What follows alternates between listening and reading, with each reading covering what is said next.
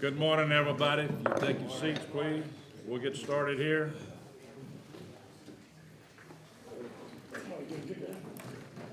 Today is Monday, June the 21st. It's 8:30 a.m. or close to it. We're meeting in our old place here, West Tennessee Research and Educational Center at 605 Airways Boulevard. We're in room 150, right here in good old Jackson, Tennessee. The following things will be presented today. If you all stand, an invocation, we're going to call on Caldwell Brown today to pray for us and lead us in the pledge. Here's Father. Gracious Heavenly Father, thank you for life. Thank you for this day, Father, and this opportunity to come together and collaborate on what is good. May we be directed by your Spirit. We ask that you would order our steps. Be with us in our deliberations, Father, and let your Spirit be displayed in all that we do and say. Keep us, bless your people. Bless our community, Father. Bless those who are less fortunate. And please, Jesus, give us a greater commitment to love, to serve, and to forgive. In Jesus' name we ask. Amen. Amen. I pledge allegiance to the flag of the United States of America and to the republic for which it stands, one nation, under God, indivisible, with liberty and justice for all. Thank you very much. Thank you, Paul.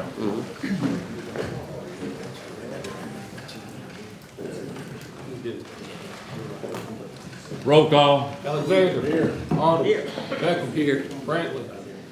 Brown Claudel. Here. Brown Scott. Bryan. Here. Bush. Here. Cleveland. Here. Compton. Here. Deaton. Here. Ellison. Here. Goblet. Here. Hill. Yep. Hampton Pearson. Johnson Arson. Here. Johnson Barber. Martin. Here. Mercer. Yeah. Montague. Petty. Here. Spearman. Here. Stevenson. Here. Taylor. Here. Wall. Here. 21 present, Mr. Chairman. Here. We now have 22 present. 3 absent.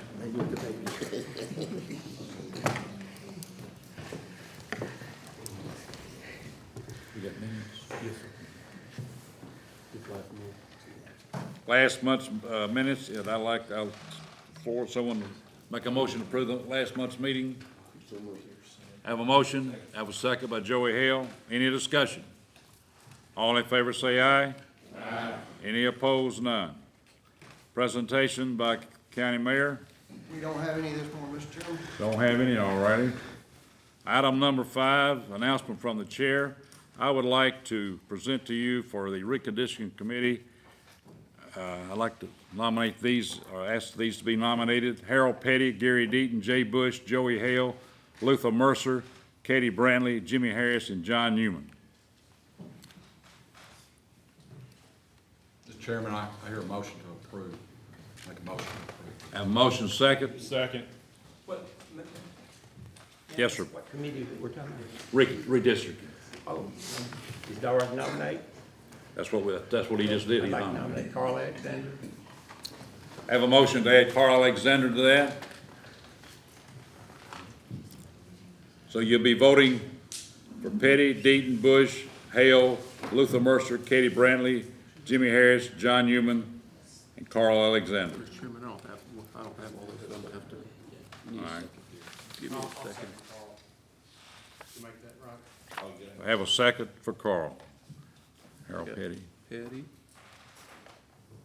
Gary Deaton, Jay Bush, Joey Hill, Luther Mercer, Katie Brown, Jimmy Harris, John Newman. Could we, add Councilman Brown to that? I didn't understand what you said. Could we add, Mr. Brown to that, Well, to that committee? You can nominate. second the motion. Yes, Of course, yes, sir. do we have someone there from every district? Just about, that's what I was trying to accomplish, but you can't have one I from didn't hear every about the district. District 7 though. I I didn't hear about it in District 7. said I tried to get them all in every district. We got 3 people outside of that. Well, I would like to recommend that we have someone in every district. I second that motion. Y'all wanna start over again and do this then? Yes, sir. You wanna table this? It's getting too confusing. Well, we've got multiple motions. I know it. Guys, we're running out of time on this.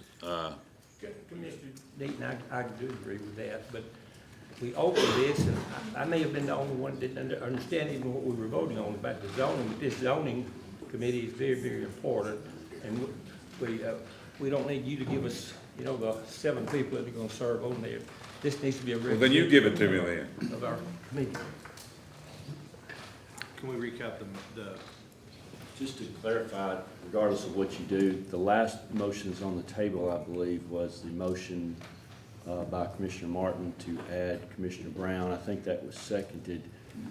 You really haven't voted yet. Those are amendments. Adding Commissioner Alexander, that's also an amendment to the original motion. You really need to vote on the amendments of these 2 additions and then vote on the full body as amended. That's where you are procedurally right now. Would it be in order to try to table this and move forward? Vote on the first 2, so not. Yes, sir, anyone could make a motion to table. Make a motion to be tabled, and we. I second that motion. I second that motion. Have a motion second to table. All in favor say aye. Aye. Any opposed? No. Guys, we're running out of time, so y'all figure this out. I agree with, Mr. Chairman, the motion that made to have a representative from each district. There are 10 districts, and I think it would be, in order to have one from each district. All right. Mr. Chairman, with the situation that's not meeting in July, it's gonna be August before we I know. come back again. That's 60 more days that are gone, so we're gonna meet on the 31st.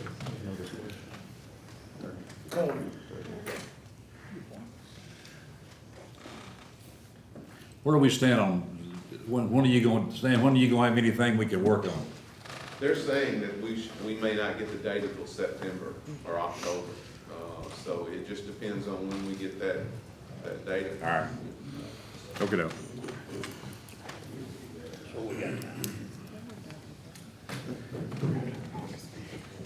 Yeah, we needed to have one with this month, but, we need to have. Item number 6, announcement from school superintendent. Good morning. I have a couple announcements. Summer school just ended for our elementary students. We have over 3,000 students who participate in our summer learning camp. We will start middle school summer learning camp in about a week or so, so we're excited about providing our students with the opportunity for a summer experience. We received a $2 million school innovation grant for our high schools, and that will be connected with our workforce development project, so we're excited about that. We, in this budget cycle, I think you all are aware, we took on the JCM and Madison furniture for the system, for capital projects at $4.9 million. ESSER monies, we've allocated $3.8 million to take on capital projects. We are already assessing areas and beginning to work on the projects. We're excited about that. Ribbon cutting for the central office, and I hope you all get a chance to come. It's July 15th at 5:30. So if you haven't seen the central office, I think it'll be a treat for you to see what we've done in the central office, but the huge amount of savings that we made in doing that project. Also, I just want to share with the commission, I enjoyed the partnership with you all. The school system did take on the 3% raise for teachers this year, and this wasn't something that we came to the commission to say, hey, we need you all to give us money for teacher raises. We did that with our budget. The budget is pretty balanced. We got extra money from fund balance to just use as cash flow. So again, it has been a year that like no other. But I tell you, the support from the commission has been very appreciative, and I'm grateful. Thank you all so much. Thank you, Superintendent. Item number 7, I don't believe, for the jail, I don't believe Pat Ingram's here. Captain Rudder? Project's still moving along on time now, we're still looking at the first part of December. I encourage you, the mayor got down last week and we walked the site. I encourage each of you to come on down and see it, go through the tour and have a look at it. If you got any questions about it, everything's proceeding good. We're working on the FF&E a little bit, so, but everything's going along. Let's try something. How many would like to go down and see the jail? What's a good day for you, Tom? Whatever day you go. It's probably gonna be easier to get all them together on a day than me, Okay, so, so let's just pick a day, this week or next week? next week, got anything this week, Mr. Chairman? Next week. Next week will be. Everybody wants next week? Huh? Y'all pick a day. How about next Monday, 28? 28? So about 9 o'clock. 9 o'clock? Gonna be at the doctor's office. We gotta pick something. Well, we can't pick a date that everybody can be there, but that's the date we're gonna meet. Anybody wants to see the jail, Monday the 28th at 9 o'clock, meet Captain Rudder, and we'll have a tour at that time. 9 o'clock? 9 o'clock. His phone number. And if you can't do it on that day, Captain Rudder will do you another day. If you can't do it on that day, he'll do another day. Be glad to do it anytime y'all want to. There you go.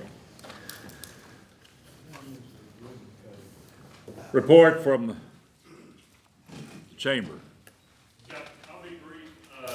No, go and give us something we can get our teeth into. Guys, it take a while, but the governor put $52 million extra into his budget for the mega site to do the water and wastewater, and another $80 billion to address TCATs around the state. I think there are 11,000 students on the waiting list to get into TCATs.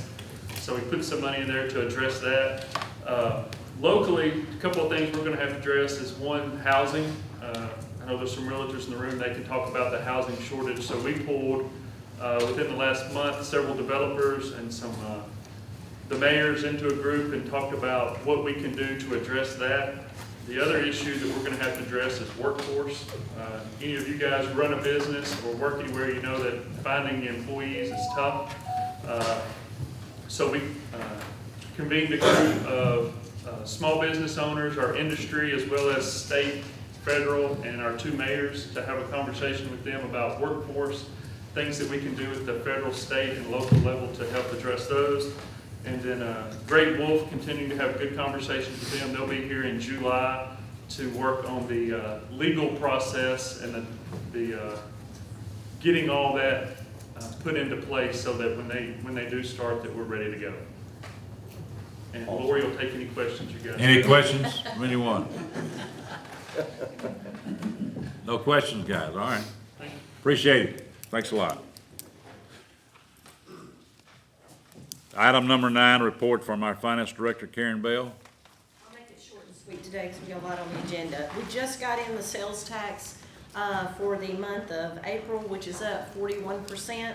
Last month, we were up 34%. We have drawn down our federal funding. It's set in the bank, drawing interest, just don't know what we can use it on. Again, had a conversation with the state last week, and I shared at the agenda review, pretty much the 6 items I threw out there, maybe 2 were maybes and the rest were no-goes. We also have made application for our state funding for the capital for $698,384. Thank you, Karen. Item number 10, report from the county officials, standing and special committees, old business, action upon by this board.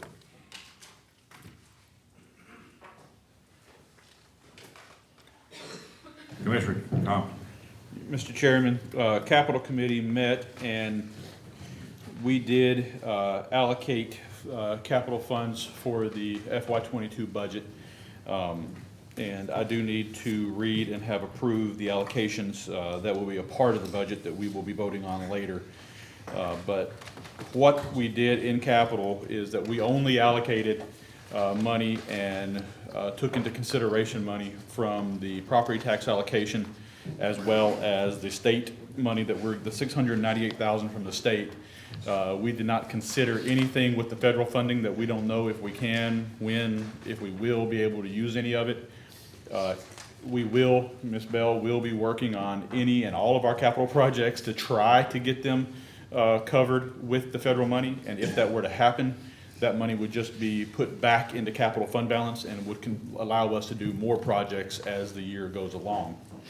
But for the FY22 budget, I do want to read and then have approved the allocation. So the first allocation was for Madison County Fire Department. We have $217,379.23 for the ladder lease payment, and then $334,481 for pumper truck. For archives, we have $6,090 for boltless shelving units. For Madison County Election Commission, we have $434,924 for new voting machines, and there's also a state rebate and a grant that goes along with that. Madison County Human Resources, we have the Munis recruitment model for $20,572. Madison County Codes Compliant, we have a $9,200 for the 2019 Ford Explorer lease. For Madison County Juvenile Court Services, replace all the carpet in offices on first and second floors, $19,057. In General Sessions Division 2, $36,901.65 for BIS software. For the Madison County Jackson Madison County Library, we have $125,000 for the county portion of the purchasing of the two properties that are adjacent to the current library property. Madison County Chancery Court, replace counter areas in both second floor clerk's offices and remodel west courtroom utilized for visiting judges, child support hearings, and additional security gates and interior doors for $25,000.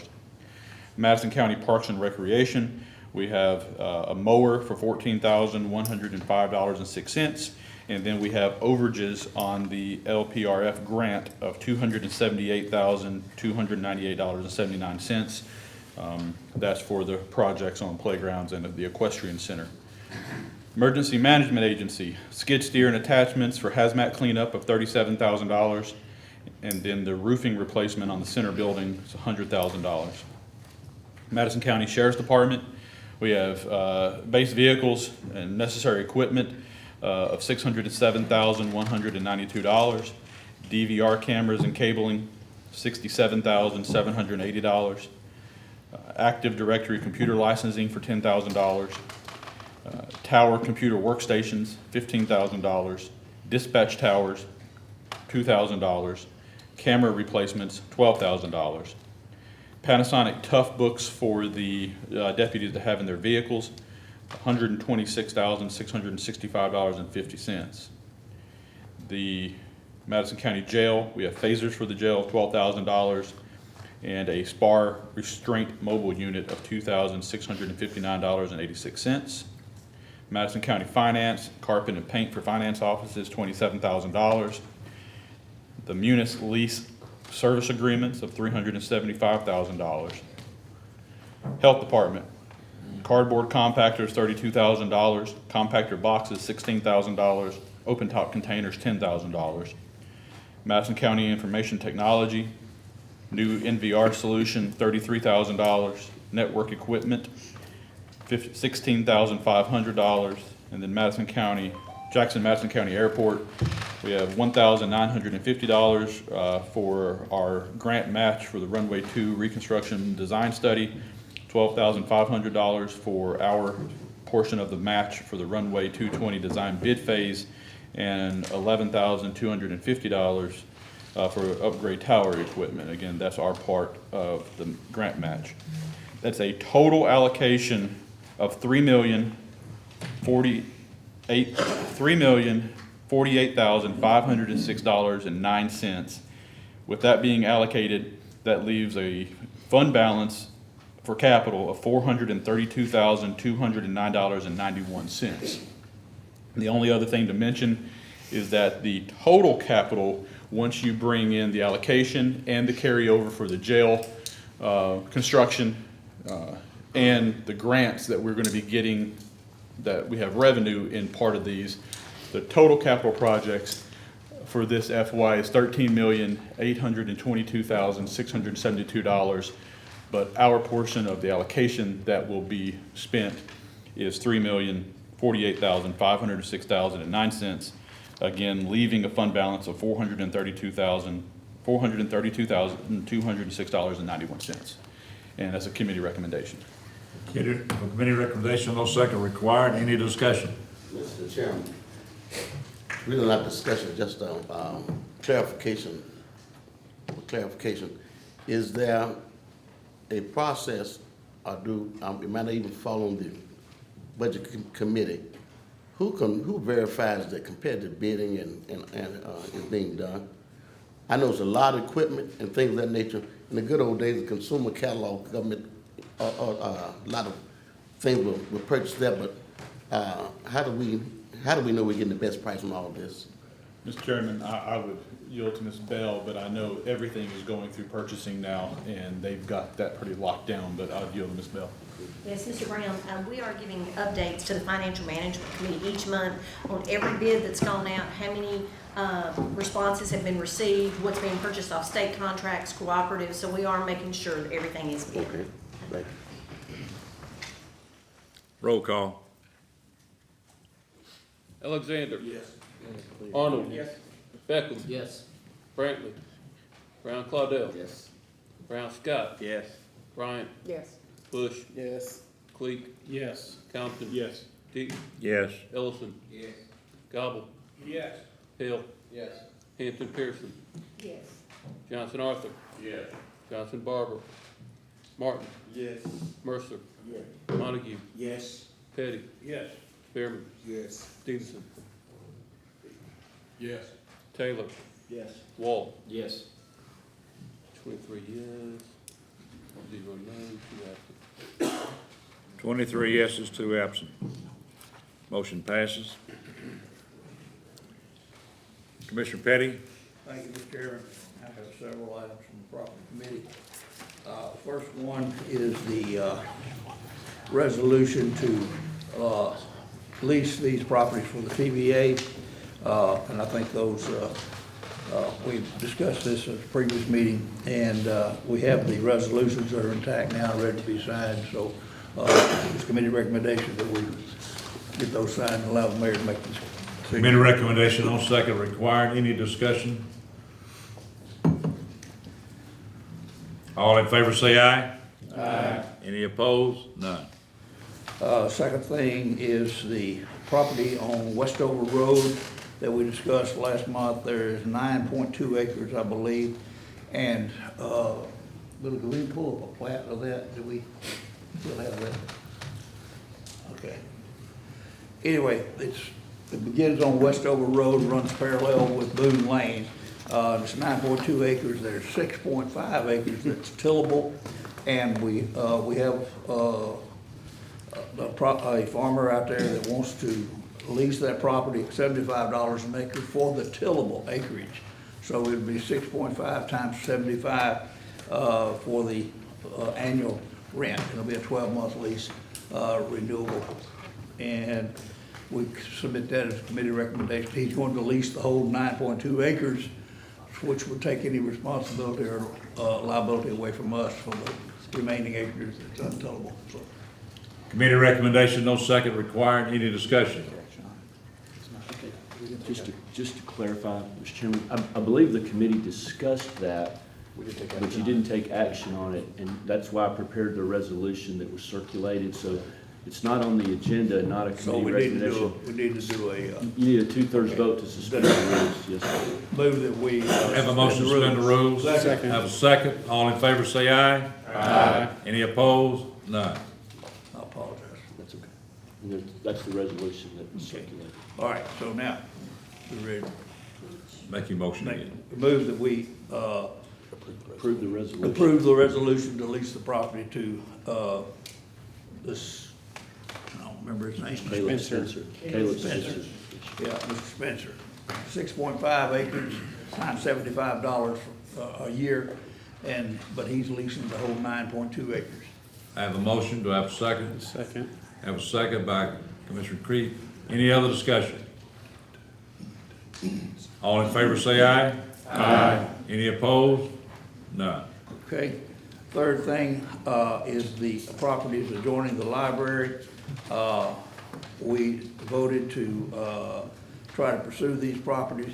The city is in agreement, and so make the motion that we allow the mayor to act as our agent and have the signing powers to be able to negotiate a price for both of these lots. That a committee recommendation? Committee recommendation. No second required. Any discussion? All in favor say aye. Aye. Any opposed? None. Thank you. The last thing I have is the old city court building. We have an offer to purchase this, and for $650,000, the being annual payments for $150,000 down, and then annual payments of $137,000 a year for the next 4 years. Total price of the $650,000 plus the interest over the next 4 years, which would be about $50,000 in interest.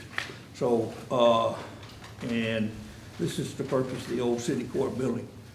As far as we want to be able to get as much information as we can, we have Chris Alexander. That was a committee recommendation, no second required, now discussion. Okay. So Chris, if you will, and I understand we've got some pictures of the property you can put on the screen up there. Sure, I'm Chris Alexander. I'm the listing agent with HCB. Chris, come on down here.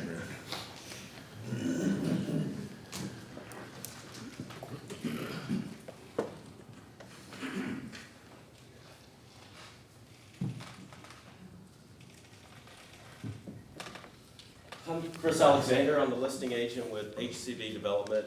Had this property listed for several months. It's in the multiple listing service for sale for $875,000. The owner of the property made a proposal to the county commission to offer this for sale for $650,000, which we think is very good value. I believe the property assessor's office has it valued at around $750,000.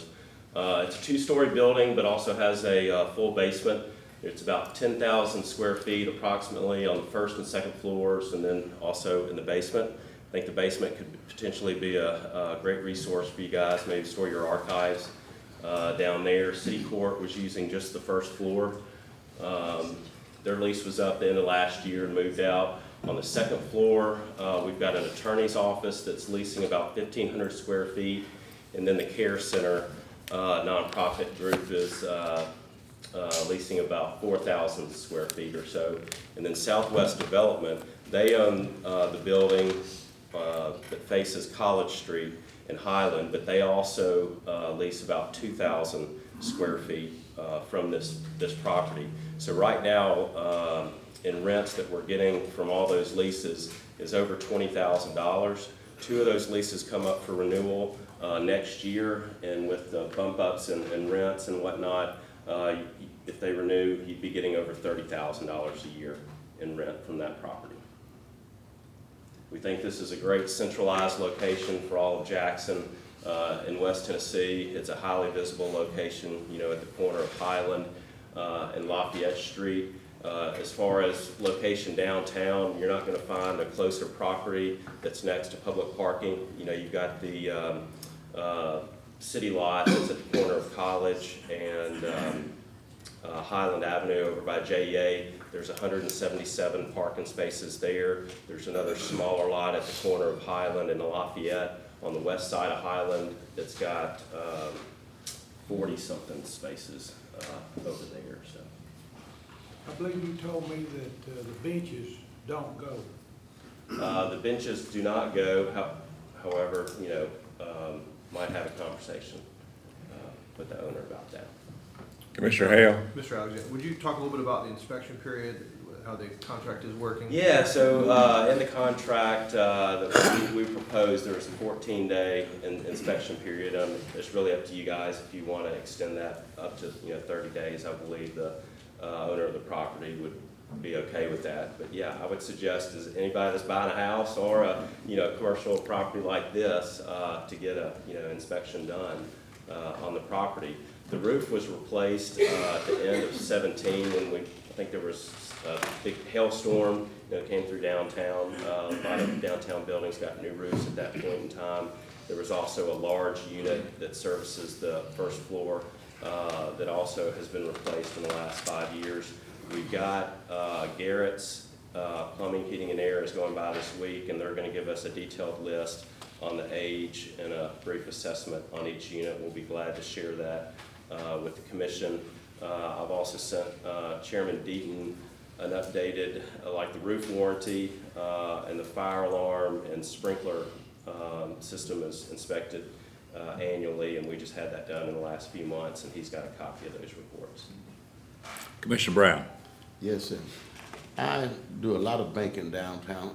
I'm downtown often. I've heard in our discussions, prop committee, and in the agenda meeting about the parking. I believe in my eyes, there is a serious parking problem downtown. That are very, including even though the building is empty. And I'm not talking about on a day. I appreciate, because I was concerned about us having downtown meeting space available where we could meet that was more central than located.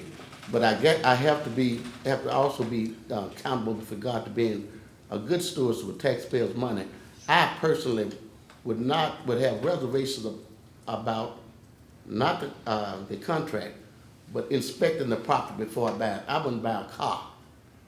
That's part of the contract. Can I finish? That's part of the contract. Can I finish? That's part of the contract. Can I finish? That's part of the contract. Can I finish?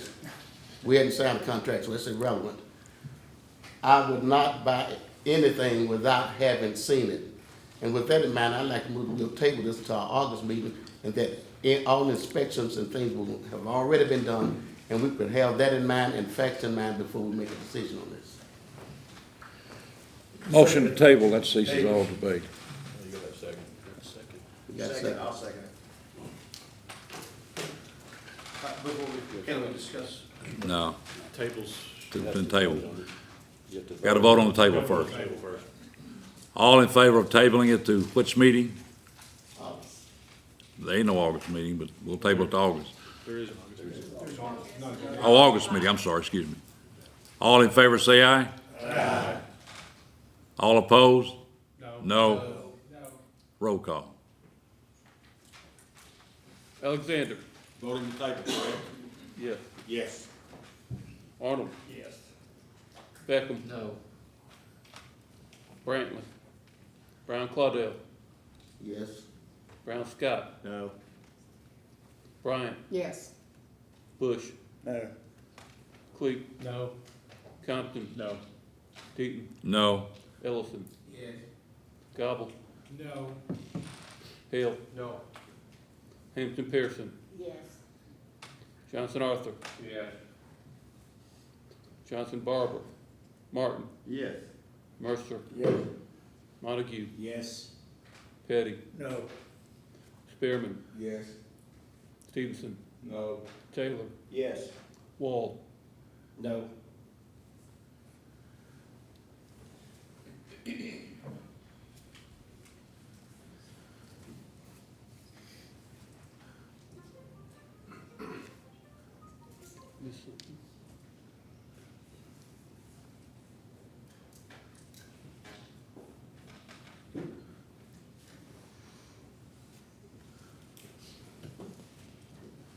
What I heard.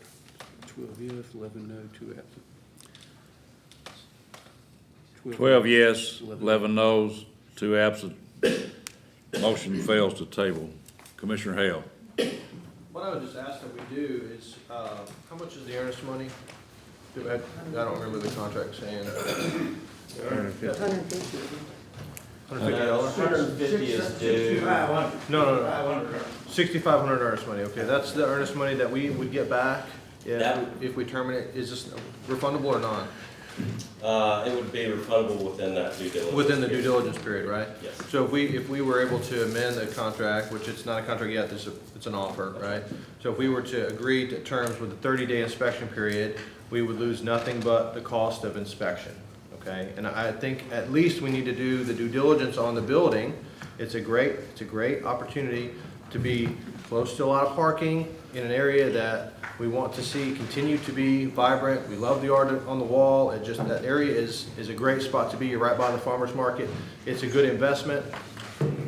I didn't realize it was generating income. That's another opportunity there as well that I think is good. I'm just asking for us to at least consider it. And then in that 30-day period, which I think we're agreeable to, we can terminate the purchase if we find major issues and get some numbers together on how we're going to utilize the building. Give us 30 days to know, and then if we can't come to terms, then we can bounce. I mean, we might be able to even extend if we find certain things that it sounds like it's negotiable. So I would just ask that we do a 30-day inspection period and move forward with that. Commissioner Clee. Outside the particulars of negotiating a real estate contract, I just want to talk about the building in general and the facility. So this picture that's been provided, we've heard some discussion over this about the parking, and I just wanted to illustrate the blue pin is the building in question. And if you look directly north of the blue pin, you'll see that's the Tenergy building parking lot. There's 177 spaces in that. And that is directly adjacent to the same city block as this building is. If you'll scroll down for me. The other green pin is a lot that has 43 public spaces there. And it's the entrance to the court is actually there at the corner of Lafayette and Highland. So you're just that parking lot is catty corner from there. So as far as being in a downtown center location, it does not get any better, in my opinion, it doesn't get any better parking situation than where that building is located. I think that building was seen or sought for or looked at in response to the meeting we had in November where we discussed the possibility of remodeling the facility on Hollywood. And the main objection was, we heard from multiple commissioners, many guys in this room, is that we wanted something more centrally located. And so in an effort to listen to that input, Chairman Deaton and the mayor went and looked at this building, and I think everybody can agree that that's centrally located for the county, 1 block off of Court Square. I would make a note that it's not marked, but the building directly south of the blue pin and directly east of the green pin, that is actually City Hall, and that is where the Jackson City Council holds its legislative meetings, a room right there in that building, and they've been holding them there as long as I can remember. Now, I'm younger than most people in the room, but I've never heard about too bad of complaints about where that facility is located for that legislative body's meetings. Since I came onto the commission in November, this is my first time in this room. I'd never been in this room before. And this is the 5th location that we have met at since being elected in November. I mean, we're talking, this is barely 8 months, and this is our 5th location. I think we owe it to our constituents to have a place with consistency where we meet at. Today, I don't see very many members of the general public. Not that we typically are packing the house, but there's nobody here, and they kind of had trouble following us as we've leapfrogged since COVID has. I'm surprised we're all here. Since COVID has left us kind of homeless and hopscotching around, there's been a lot of confusion. I don't know if everybody made it straight here this morning or if they went somewhere else first. I know that there might have been some mistakes like that, but and talking about attendance from the public, I didn't count, but there's maybe 10 seats against that wall back there. And I understand that if we're in the spirit of community for our county commission meetings, we can pack the house and everybody can be shoulder to shoulder and we can squeeze as many people as we can in here. But we just learned from a 20-month pandemic period that social distancing sometimes is going to happen, and we need to plan for that. And we need to be in control of the facility where we hold our meetings, I think, and it needs to be consistent for our constituents. And so that's what I'd say. Commissioner Taylor. I want to talk about it a little bit from a budgetary standpoint. We've got a very tight budget this year. I mean, very tight. I know this thing's got some money coming in, but we need the attorneys to review those leases, see what's going to happen at the end, whether they're going to continue to stay. But we haven't budgeted for utilities, additional maintenance for these buildings. We're not prepared to do this. We've got a lot of stuff on the table as far as expanding the library, Pope, the upcoming jail. So we need to think about those things when we're making decisions on buying something that I think will be there 6 months from now. Maybe we can make a more informed decision on. Commissioner Stevens. I'm sorry, Commissioner Brian. Okay. I'd like to reiterate what he says. We have a responsibility, the commission, to use the monies wisely. And I feel like we had not planned for $650,000 for a building, nor what it would take to renovate this building. We have other issues. We have the schools. This is the difference between wants and needs. And I feel like we owe it to them to take care of the needs that we've obligated ourselves to rather than the wants that we have. Not to say that up the road we could find a place, but we can rent this. We have this for a year. We can have a commitment from the extension office, not the extension, but the experimental station that we have this place. We can rent it for a year. We did not have consistency, first of all, Trey, because they were doing construction here. So we could not meet here when there was construction. Then COVID came. That's why your 7 months was not consistent. Not because we couldn't at some point be stable and meet in one particular place. So I think that personally, we owe this to our constituents to be wise with our money. And I feel like this is more of a want than a need at this point. That's all I have to say. The only thing that I would like to say is that you've got to think about this, the availability. If you want to look at this a year down the road, this may not be available. And it may be like Commissioner Taylor said, it may be available. We don't know. But it's like, okay, your dream house finally comes on the market. And what do? Do you go get it or do you, well, I'll wait till I get the money. If I can't afford it, I don't buy it.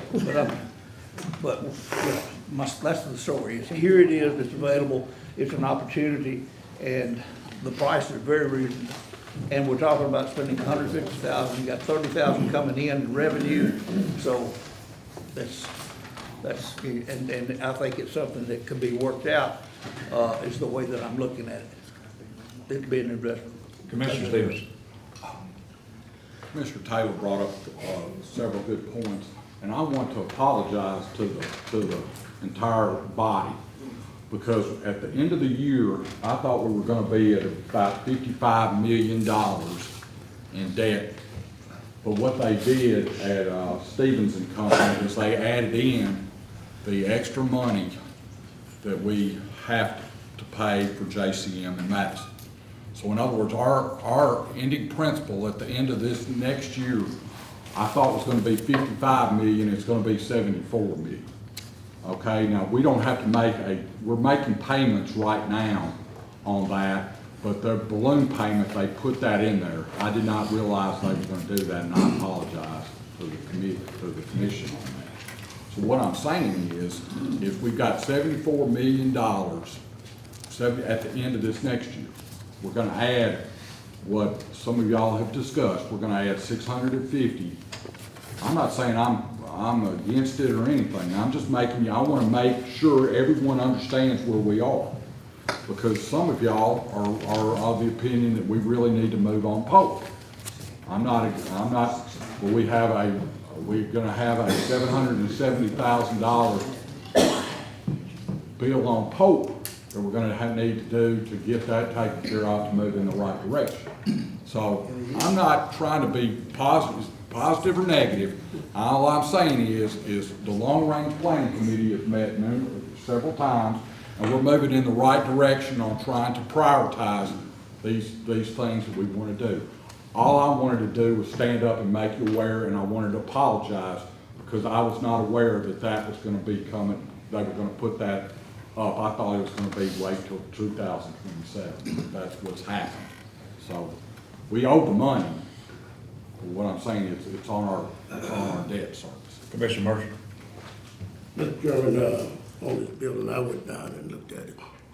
And I went through it, and I don't think that at this time it's, well, I mean, I don't think it's feasible to buy the building, period, because I don't think it's gonna be an asset to the county. Number one, it's an old McClellan building. We've been there for I don't know how long. And whoever owned it now, they remodeled it. And that's when the city moved in. I mean, the city had the courts down there.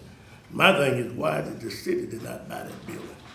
It's right there next to the city hall and everything. You know, they should have purchased that building if it was feasible.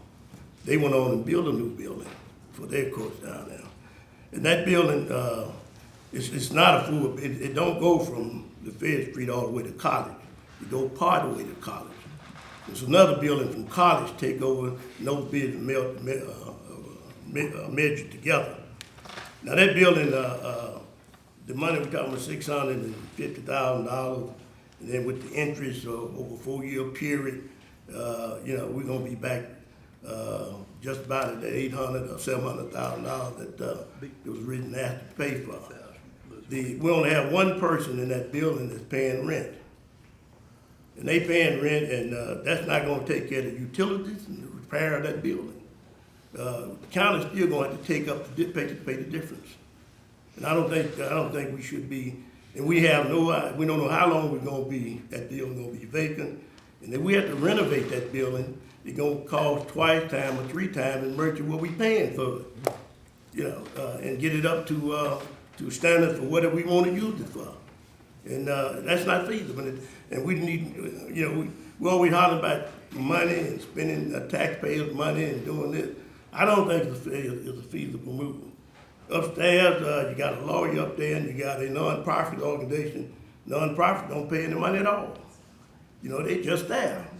And they got a contract for 5 years. I think they got 3 more years on that contract where we buy the building, they still not gonna pay anything. The lawyer's paying something. The lawyer don't pay enough money, and they'll take care of the utilities. You know, and the basement, you only got one way in and one way out.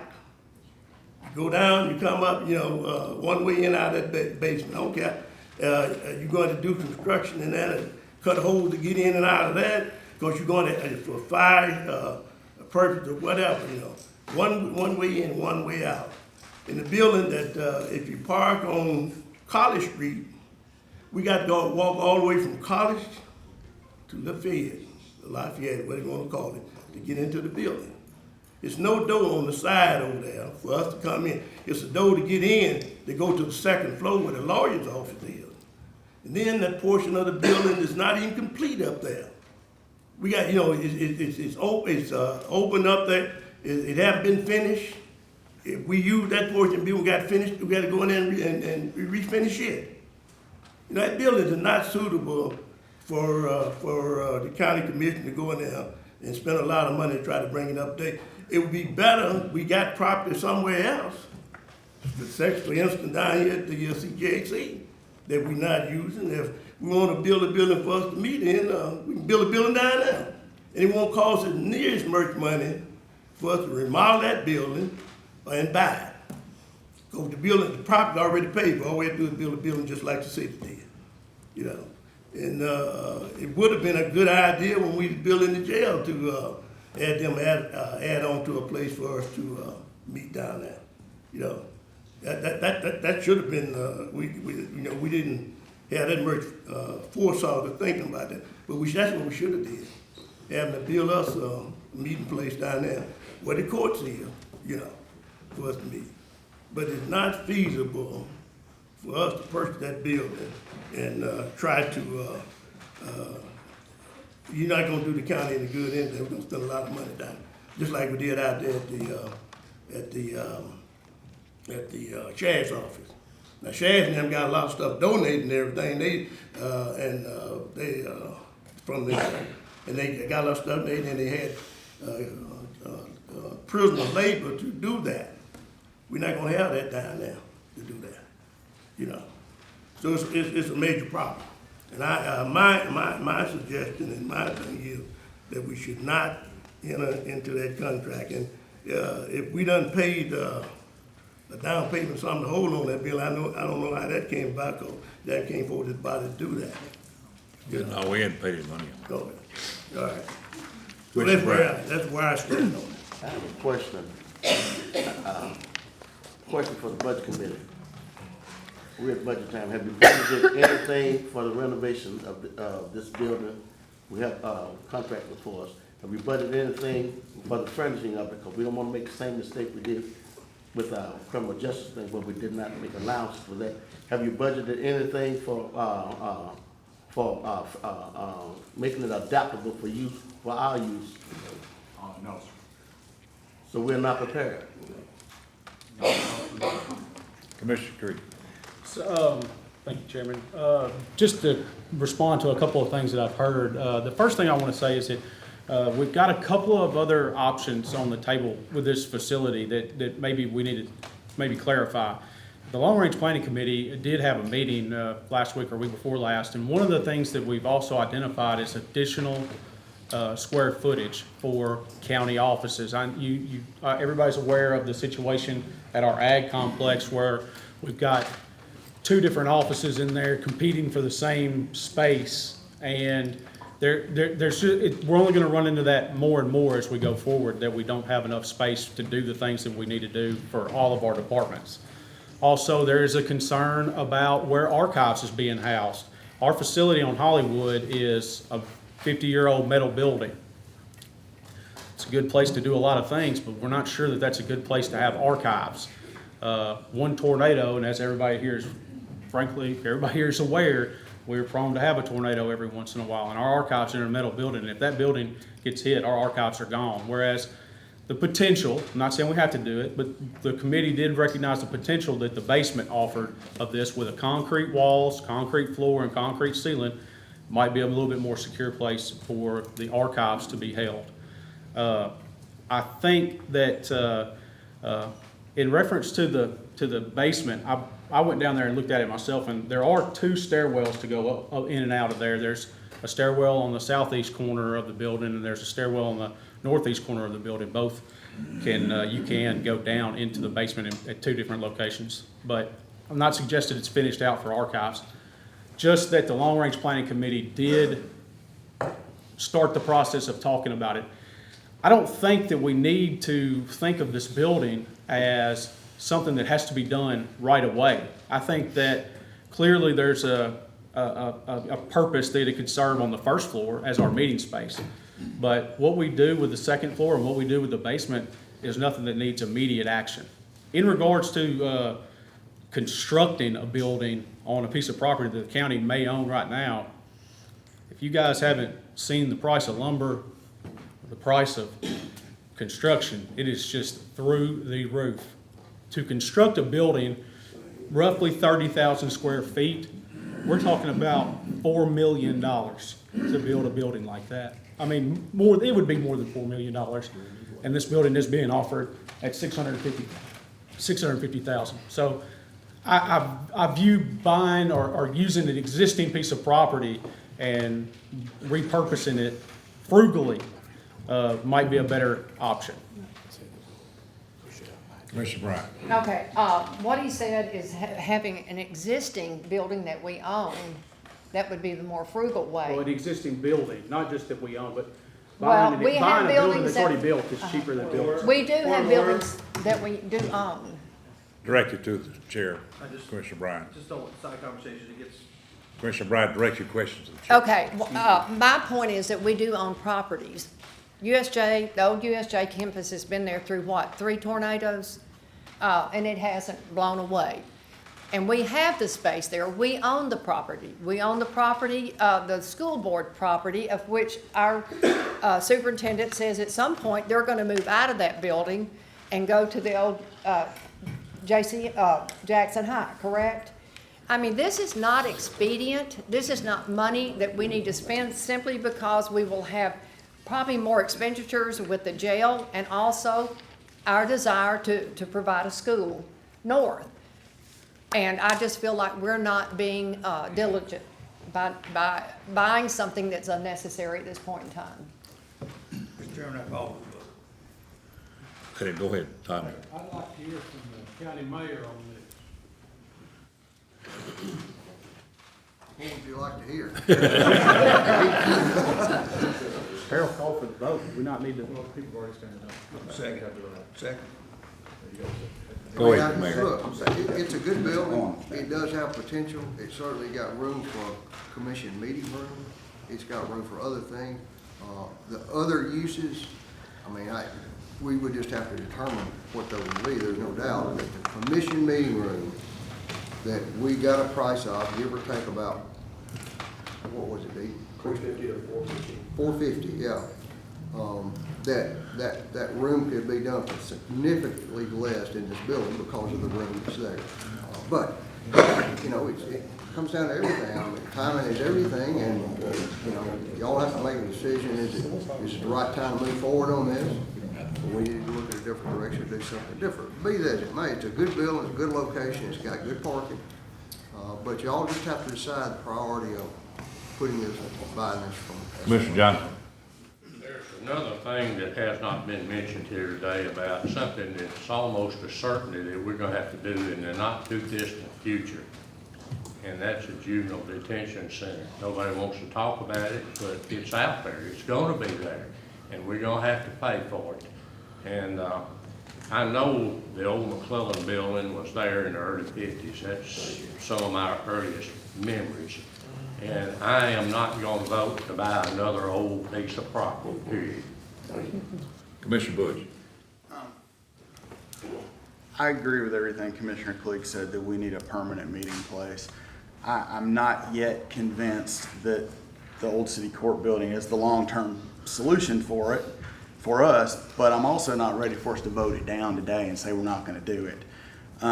And I guess my question would be for Mr. Alexander, is there a way under the contract to extend the amount of time that we have for, you know, an inspector to go in and come back and report maybe in 60 or 90 days? Because I think that's the issue. We're moving quickly and we won't have a chance to meet as a body again until late August. And by that time, the 30 days will have already passed. And I just think we all need more time to digest what exactly we're dealing with. And if that is a possibility under the contract, I'd move to amend the motion to give a 90-day period for inspection so that the commission can come back and take a look at what the inspector finds in his report. Have a motion. Have a motion to second. All in favor say aye. Aye. Any opposed? None. Karen. I just want to remind the commission, it is on the agenda. The debt does have to be approved by the comptroller before we can enter into any contract. The comptroller has to sign off, and there is a resolution for that today. Commissioner Peck. Go ahead. Yes, sir. Please, go ahead. He's got a good point, and I agree with what he's saying, and I voted for it. And I think that it's something that we need to consider.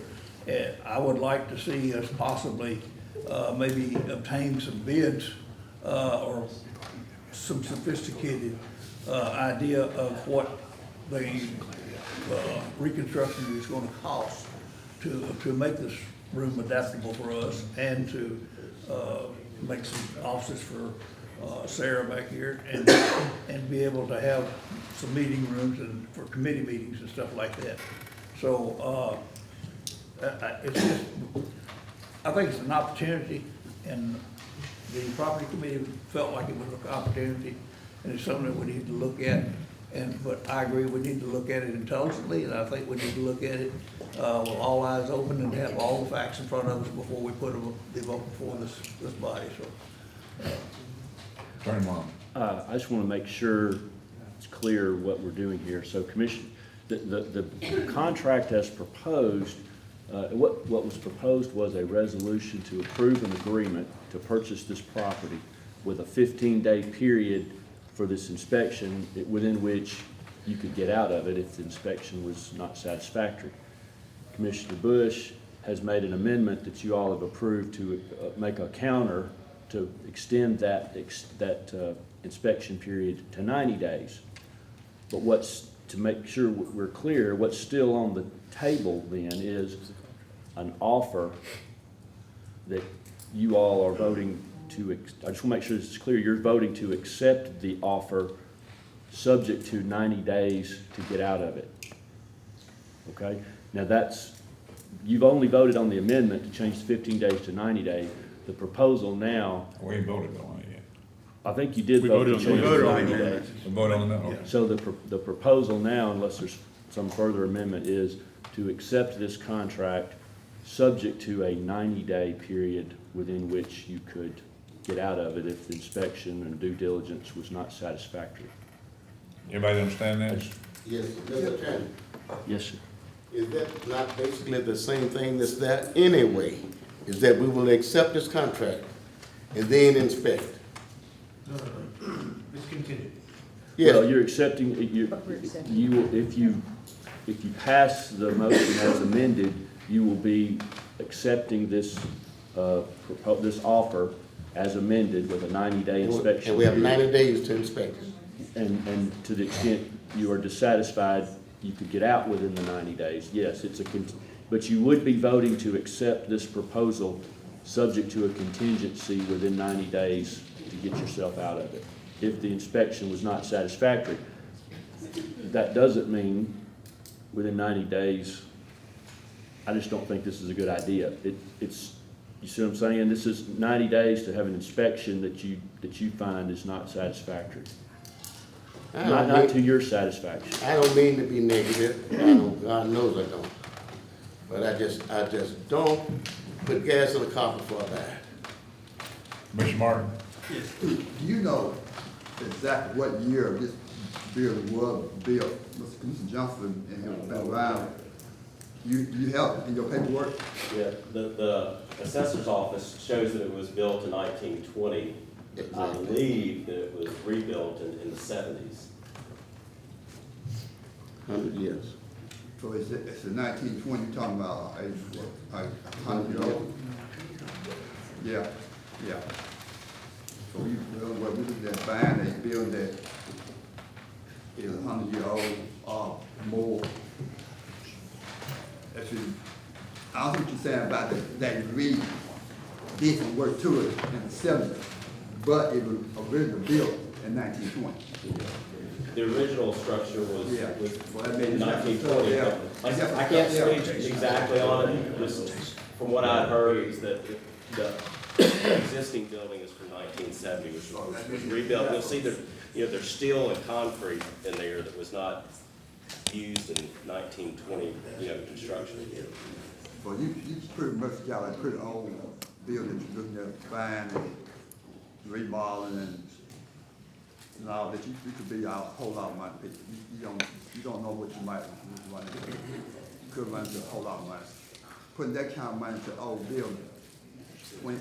If we did build a building for $3 or $4 million, at least we would be getting what we know that we are paying for. Whereas now we're gonna be buying something, maybe, and don't know what we're getting or how much we're gonna end up spending. And we just shouldn't be spending the taxpayer money just like that. It's not our money. Tommy? Mr. Chairman, I call for a roll call as amended. Vote's been called for. Have a second? Second. Commissioner Brown? All in favor say aye. Aye. You want to repeat the amendment? The amendment's been voted on. I think what Commissioner Gobble was saying, he was calling for a question on. Call for a question on the vote. Vote as amended. As amended. Roll call. Can we read that? It's a contract with the 15 to 90. Well, and Mr. Alexander maybe can help me when we speak to this. What's now being proposed is a counteroffer of the same terms except with a 90-day inspection period rather than a 15-day inspection period. I don't know if Mr.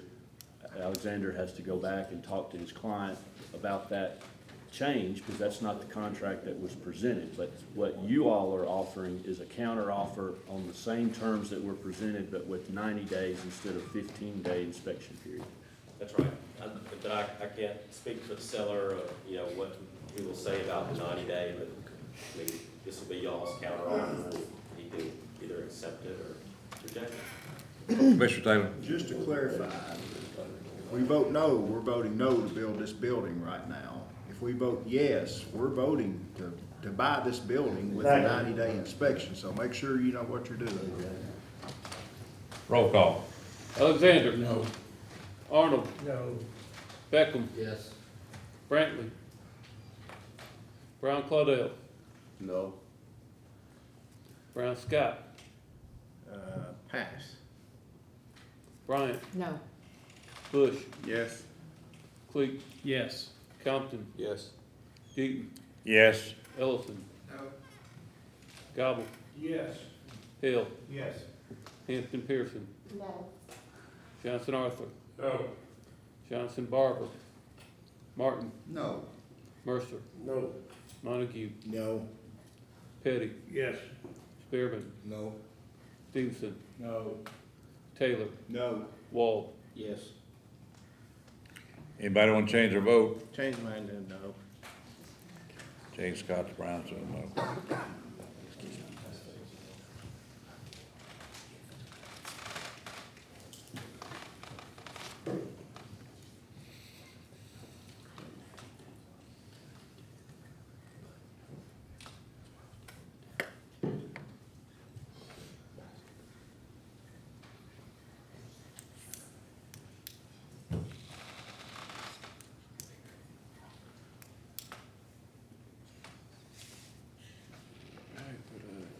Got 9 yes, 14 no. I'm missing one somewhere, but doesn't matter. Got 14 noes, motion fails. Thank you, Chris. Item number 11. Any amendments, all transfers to the general fund? Mr. Chairman, I got one short committee report from the Law Range Committee. Okay. We did meet on June 2nd. We set a list of priorities. The only one that was put in place as far as places, and that is the construction of public schools being the number one priority. And the other priorities that are on our list now are juvenile detention center, library expansion, election commission office space, and explore the possibility of county garage. Now, those are just the things that was put on the list to consider going forward. Item number 11, any amendments, all transfers to general fund, school department, capital project, highway department, debt service, juvenile court service budget for fiscal year 2020, 2021. Commissioner Johnson. 141, general corporate schools, item 1, $17,000, state pre-K grant. Committee recommendation, no second required. Any discussion? All in favor say aye. Aye. Any opposed? None. Item 2, $2,140, Northwest Tennessee Head Start. Committee recommendation, no second required. Any discussion? All in favor say aye. Aye. Any opposed? None. Item 3, $368,229, summer learning camp grant. Committee recommendation, no second required. Any discussion? All in favor say aye. Aye. Any opposed? None. Item 4, $119,122, stream mini camps grant. Committee recommendation, no second required. Any discussion? All in favor say aye. Aye. Any opposed? None. Item 5, $245,379, summer learning camps transportation grant. Committee recommendation, no second required. Any discussion? All in favor say aye. Aye. Any opposed? None. Item 6, $738,100. This amendment aligns the budget with estimated year-end expenditures. Committee recommendation, no second required. Any discussion? All in favor say aye. Aye. Any opposed? None. Under other than schools, item 1, Sheriff's Department, $6,114 reimbursement for juvenile detention meals and law enforcement Memorial Day meal, and prisoner transport. SRO overtime, insurance recovery for CJC leave. Committee recommendation, no second required. Any discussion? All in favor say aye. Aye. Any opposed? None.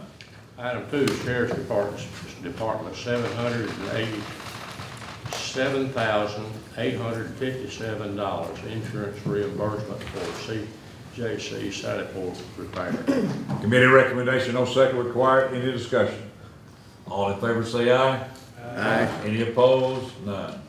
Item 3, Sheriff's Department, $3,028.99 repairs to 2018 Ram 1500 crew cab. Committee recommendation, no second required. Any discussion? All in favor say aye. Aye. Any opposed? None.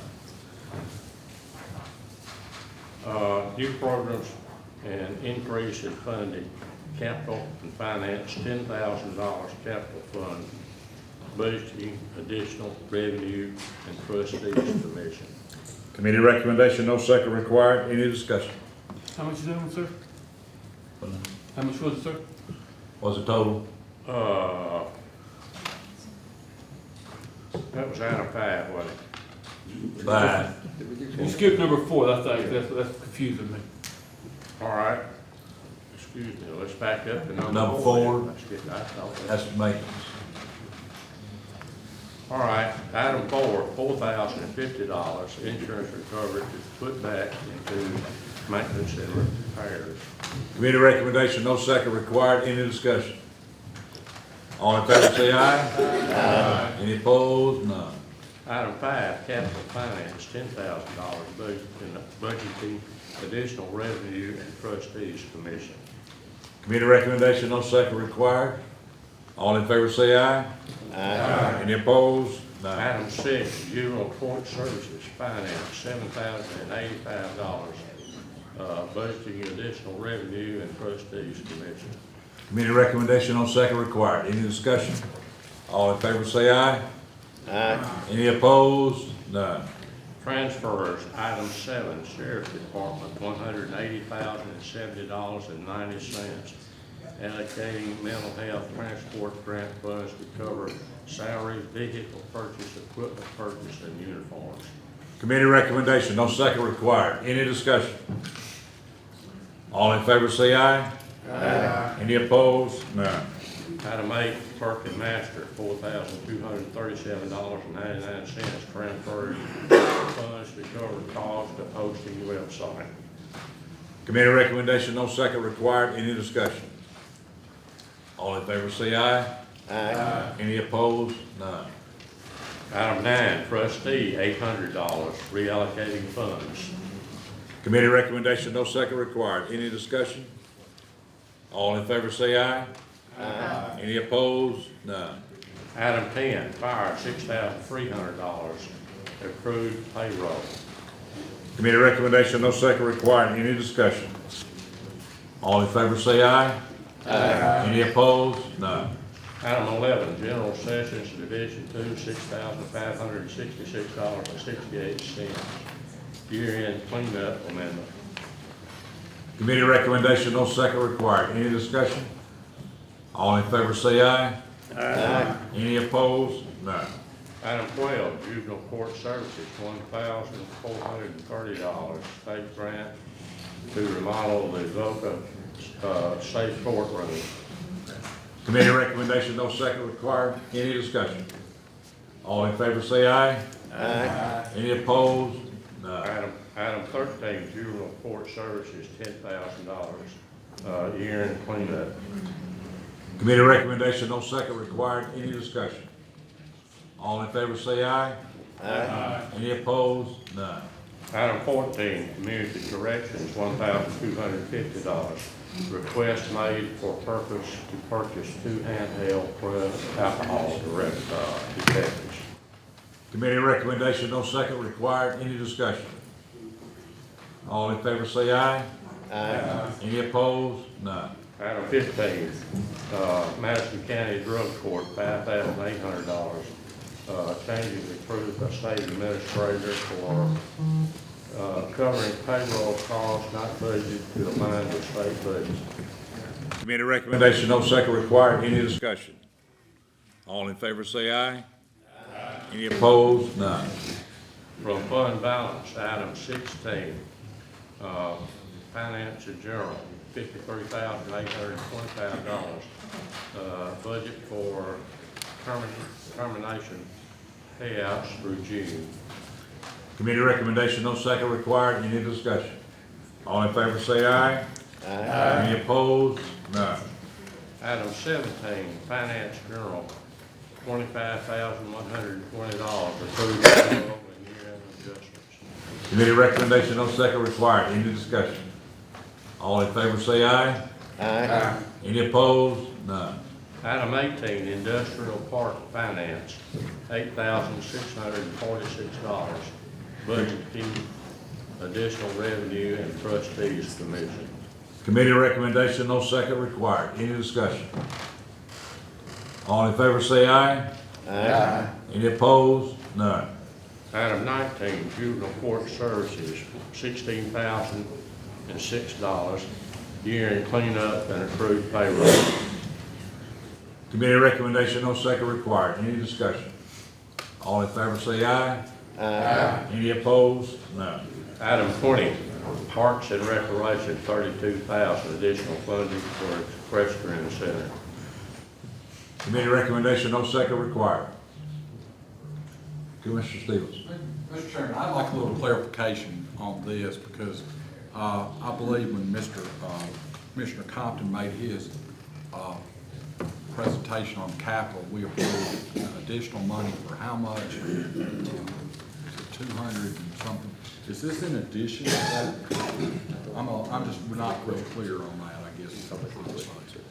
This was the additional money that they needed for the match for FY, this fiscal year. They needed it by June 30, so this is. I just want to make sure, when I saw that, I thought, well, this, Yes, sir. I just want to make sure we go real quick. Thank you. All in favor say aye. Aye. Any opposed? None. Item 21, ag extension service, $57,474.01. Invoice entered twice, request to reimburse other salaries and wages and other fringe benefits. Committee recommendation, no second required. Karen. This amendment can be pulled. We found out the money had been voided, so this amendment can be pulled. Okay. All in favor say aye. Aye. Any opposed? No. Says it's gonna be pulled. Yeah, it's pulled. Oh, you pulled the amendment. Yes. Oh. No vote. All right, item 22, county attorney, $11,050 additional billable hours. We can pull that. Committee recommendation, no second required. All in favor say aye. Aye. Any opposed? None. We have 8 amendments that came in late and the finance committee did not act on them, so I move that we suspend the rules. Second. Have a motion second, suspend the rules. All in favor say aye. Aye. Any opposed? None. All right, the first one is community corrections, and I really don't have any information on these. There's a total debits of $900 and total credits of $900, so. Right. I'd be happy to address. Go ahead, Karen. This is additional funding that they need for the purchase of some computers. They found out when we had an amendment previously, but when they went to order them, the price had gone up, unfortunately, so this is an additional $900. Make a motion.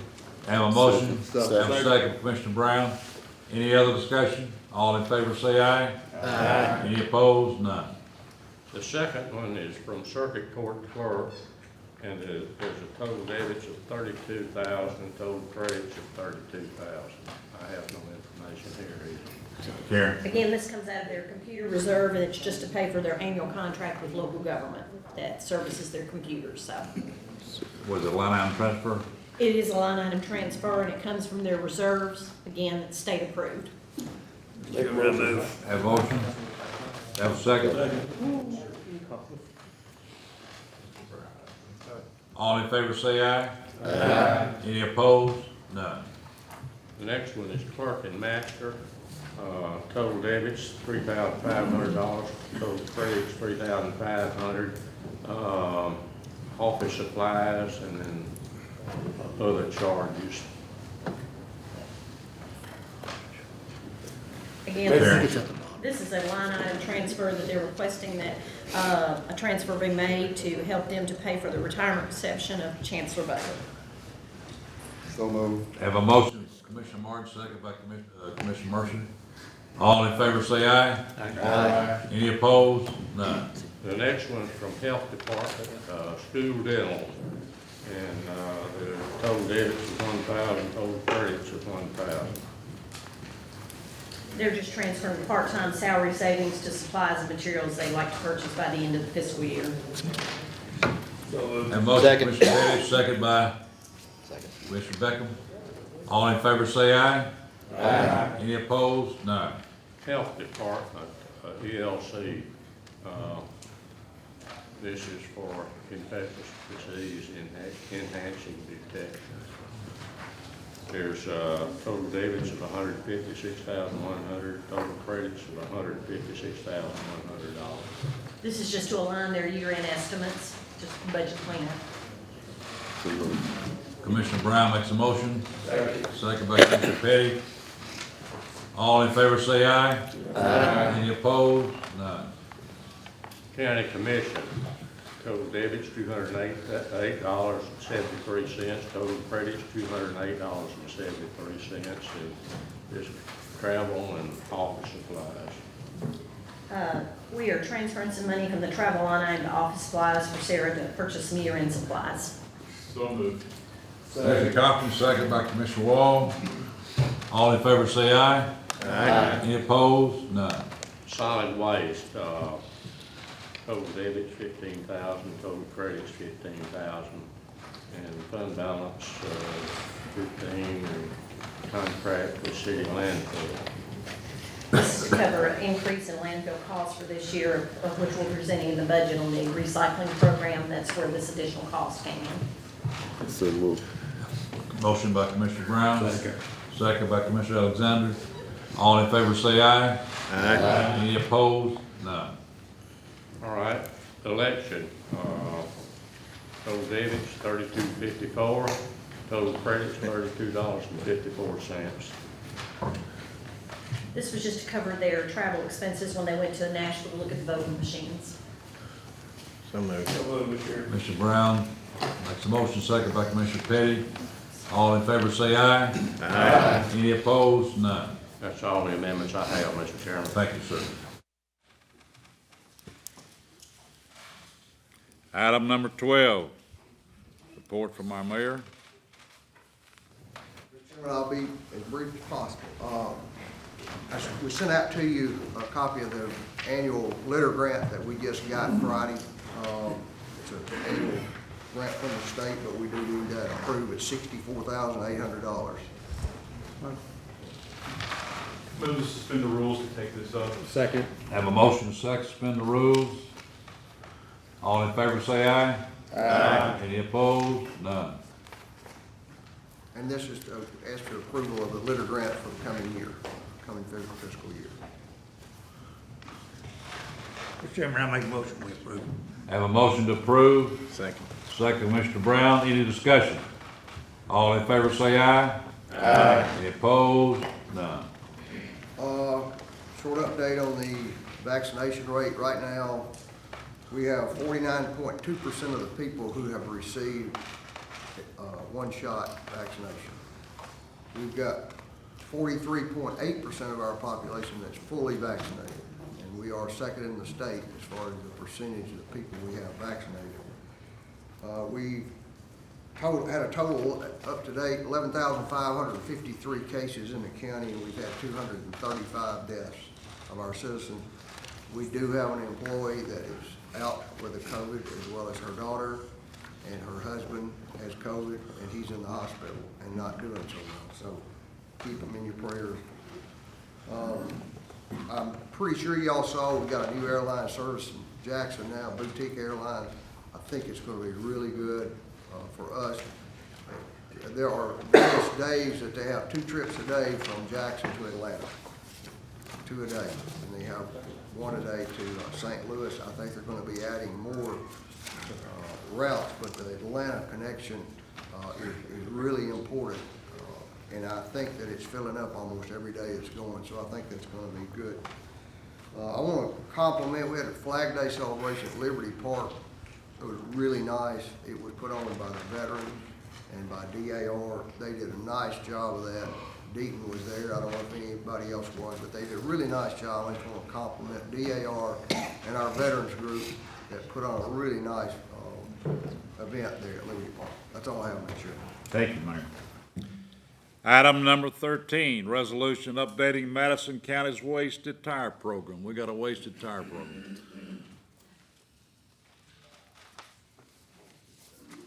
I'll speak to this one, and Mayor Harris will chime in as well. As is going to be proposed in the budget, this is a resolution where that we are looking to increase the tipping fee as proposed from $1, what it currently is now, to $2.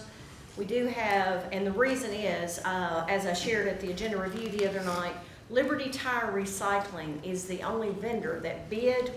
We sent it out to probably 15, 20 different vendors, but because of location, regionality, they kind of have a monopoly in this area, and they are the only ones that provided a bid, and their cost is going up dramatically this next year from $55 a ton to haul our tires to $110 a ton. The freight fee is going up from $349 a ton to $425 a ton. What we have prepared here is a spreadsheet showing if you keep your tipping fee at $1, what it currently is now, the county will be subsidizing this program to the tune of $156,555. If we were to raise it to $1.50 per ton, you would lose $86,114. So we're proposing to raise it to $2 and keep the cost to Madison County where we only lose $20,854. It's still a loss, but we're not totally subsidizing. So we're proposing in the resolution to raise it to $2 a ton, and I'll let Mayor Harris speak. It's $2. $2 tipping fee, yes, per tire. Tipping fee. Yes. $2 a tire. Yeah, we have one in, we put that in 5 or 6 years ago. There's lots of counties that are real upset about what's going on with this program because everybody is kind of the same situation. And we're hoping to collectively get started towards conversations with TDEC on this program because it's, we shouldn't have to be subsidizing a state grant program. I mean, but I think the program from its initial start to today, it's done good. Because I don't know if y'all remember 30 years ago, 40 years ago, we had tires thrown in every ditch and every gully around this county.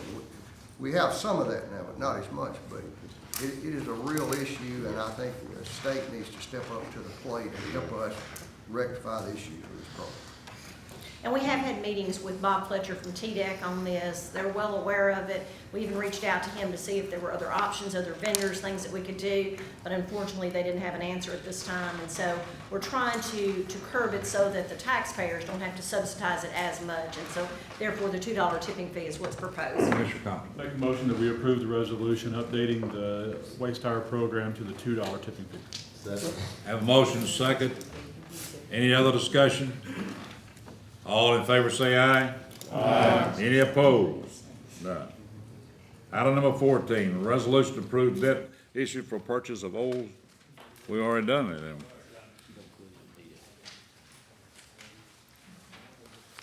we? Okay, number 15, consideration of resolution to rezone property located at the southeast corner of Law Road, Fly Road from Forestry to District 2, C2, General Commercial Center District, comprised of 3.60 acres, more or less, Stan, pilot on your own, Stan. The best for last. You have the materials pertinent to this rezoning request. It is adjacent to existing C2, so it's just an extension of existing C2 zone, and the Planning Commission is recommending it to you.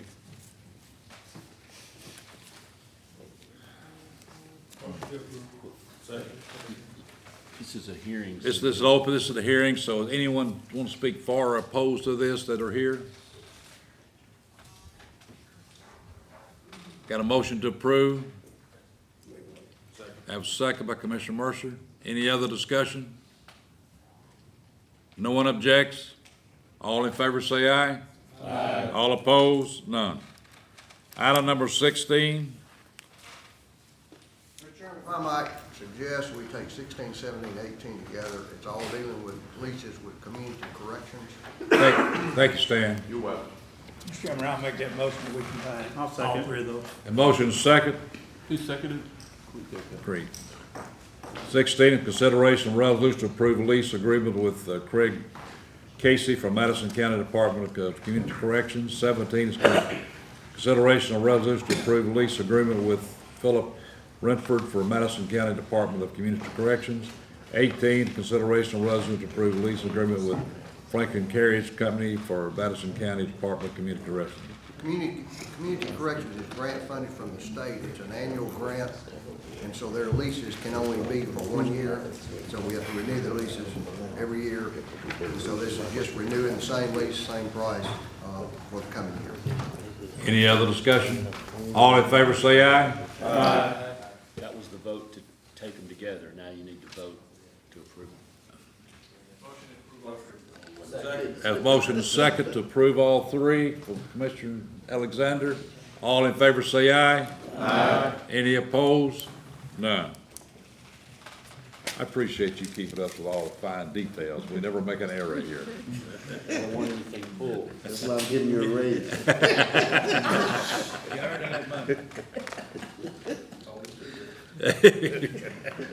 Item number 19, appointment of one member to the Madison County Civil Service Board by this body, 3-year term, Daniel Taylor, incumbent.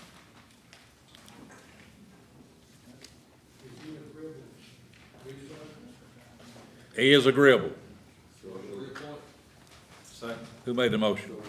Second. Joey Hale made the motion, second by Commissioner Wall. All in favor say aye. Aye. Any opposed? None. Item number 20, appointment of 3 members to the 911 board by this body, from the mayor. Approval by this body, 4-year term, Joey McAlexander, Dan Vaughn, and Matthew Gay, incumbent. Mr. Chairman, I'd ask for this to be rolled to the next, to the August meeting. Motion to table to August. Second. A motion second, all in favor say aye. Aye. Any opposed? None. At its next August meeting.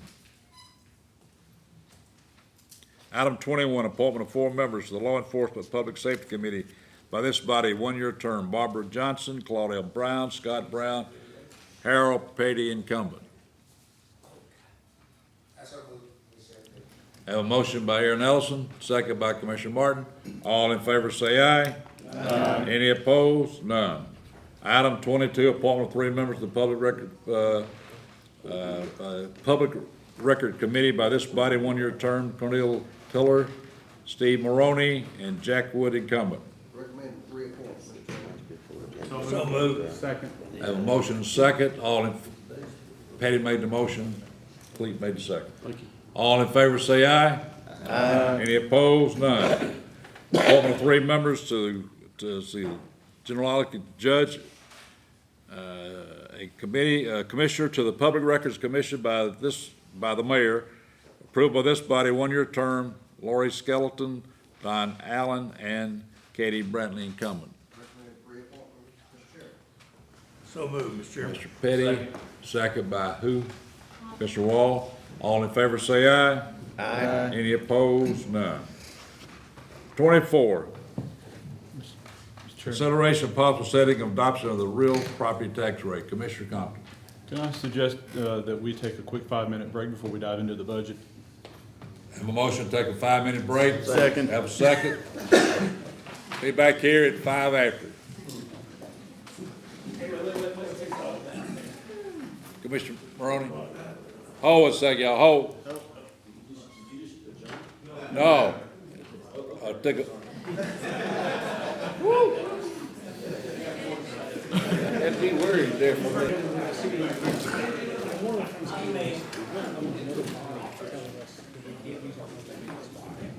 That's one of the things. 24, I believe. Everybody ready?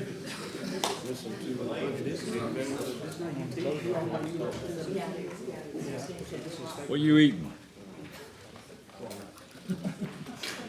That wasn't a lunch break. Item number 24, consideration of possible setting and adopting of the real property tax rate. Commissioner Stevenson. Thank you for all the commissioners that were there the other night for the review. I'm gonna go back over this again, and I apologize, but I just wanna make sure any questions that you have, feel free to ask, and I'll try to do my best. First off, we're gonna go over the tax rate sheet. And if you look at column E there, where it says 127 for the, we're just gonna use that column and also use the G column so you'll know. Each penny is a total of $2.35. Each penny last year represented $228,093. This year is approximately $235,017. We may be off a little bit, but I made that point the other night. We reduced general fund by about 5 pennies. Juvenile court services, we've increased the juvenile court services, and I'll go over that here in just a minute. Solid waste, we've increased that also. The highway department is a 5-year moving average for you that may have forgotten that. And so that's down to 7.26. General purpose schools is 21.32. Debt service is 51.61. And I know y'all can see that. Capital is 111.12.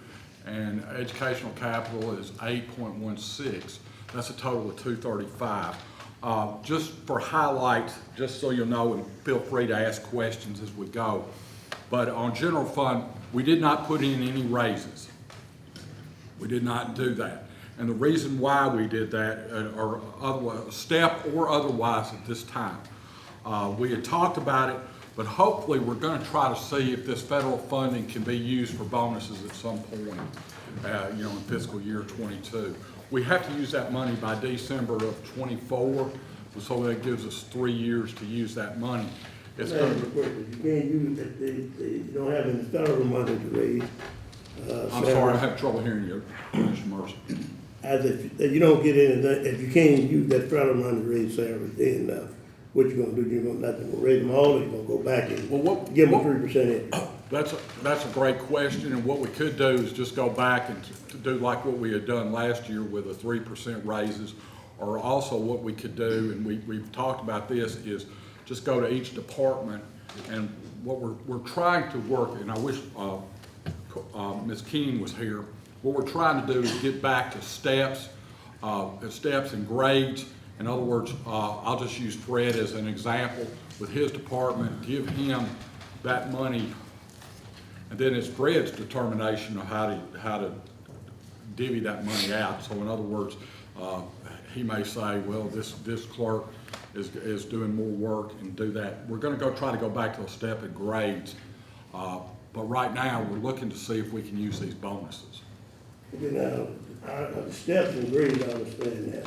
But when you start breaking down, saying you're gonna get this person a raise, the raise should be across the board for everybody, no matter what their steps are. That's what we approved. That's what we. So what? That's what this commission approved. Yeah. But did you hear what he's saying?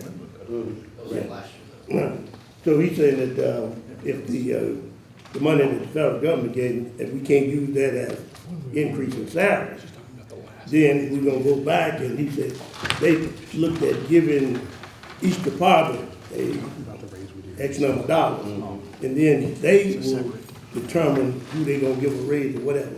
But that wouldn't be right. That's not, I don't think that's. You're talking about the raise was given in December. Sir? You're talking about the raise was given in December, Carl. No, I'm talking about, no, not the raise. That's what we approved. He's not giving a raise in December. He's not saying. We already did one in the past. Oh, well, no, we're not talking about this past December. We talking about going in the future. Oh, I know that. Okay, and what he's saying is they gonna give, if they didn't give any raises in the budget this year, because they waiting to see what they can do with that federal money that we receive. And if we can take part of that money and raise salary, then they would. But if that didn't go through, then he said they would go back and look at making raises on the individual departments and let them determine if a person here, one clerk get one raise, another clerk get a different raise, or don't get any raise. I said what they should do, not even consider that. Give everybody a raise across the board, whether it's 3%, 1%, 4%, or whatever. We shouldn't discriminate on these raises. Now, steps based on work and whatever, job description, whatever, they can go by Productivity steps. is not discrimination. Pardon me? Productivity is not discrimination. What do you mean productivity? Well, productivity, that's how most businesses pay their people on productivity. Productivity is based on On what you do, how well you work, how well you if you get a perform. raise or not, based on that. We talking about raise across the board for everybody. I know what Well, you're talking about. yearly raise. I know what you're talking I'm not talking about productivity. I'm talking, if I'm an employee and you an employee, give you a raise, don't give me one, that's not, that's not based on productivity. That's based on the employee making a decision that we're gonna raise your salary, not raise anybody else. You got a basic salary on all jobs. And whatever that basis is, if you want to give a person a raise and don't give another person a raise, by promoting him, you giving them a raise. And that, that's at your discretion. But I'm saying when you start about we're gonna give a yearly raise by everybody, like the school system, they gonna give a 3% raise across the board to everybody. They not gonna trip raise with. Well, that's superintendent, that's Yeah, what yeah. he made that superintendent's call, it's not our Pardon? call. That's the superintendent. I mean, that's what I'm saying, that's his call. That's his call, yeah. That was an example I was making. Okay. That was an example. And I'm saying the county should do the same thing. If the federal government, the federal government give us money, if it don't work itself out, well, we can give our employees a raise, then when they come back to the county should give everybody a 3% or 2% or whatever across the board. They shouldn't discriminate, give one person a raise and another not a raise. You know, that's what I was, Mr. Steve, that's what I was speaking of. Commissioner I Brown. mean, you made it, you didn't say you was doing it, you said y'all was thinking about doing it. You're gonna give each department. Well, I can vote on it, whatever. Right, you're gonna give each partner, amount of money and let them decide how they disperse it. That shouldn't be done that way. Commissioner You give Brown. everybody across the board like that. Yes, the actions of this commission, since the bonuses we gave a few years ago to some departments, was for across-the-board raise, which means that no department should have any discretion about what they're gonna do. The actions taken by this commission should be final. Then we get rid of any suspicion or any fear of selectivity.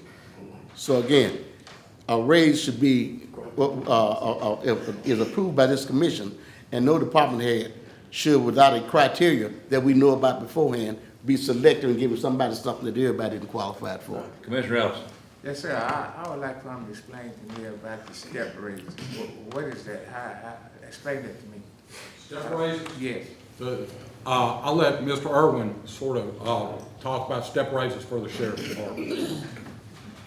We have a schedule, and the schedule is divided into grades and then steps within those grades.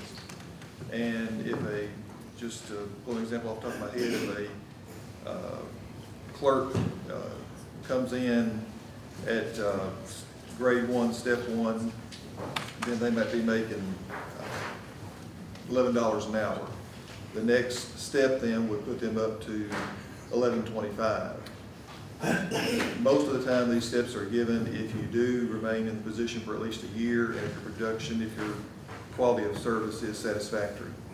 So it's a way to give raises over a period of time, and you would top out then when you get the last step and the last grade pay.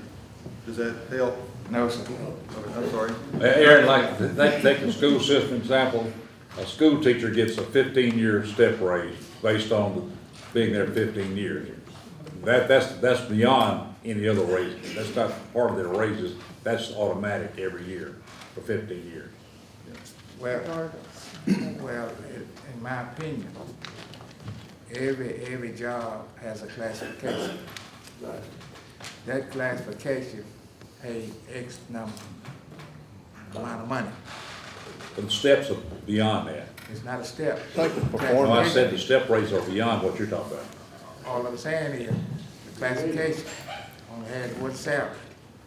You got a step when you began, and you got a qualifying period.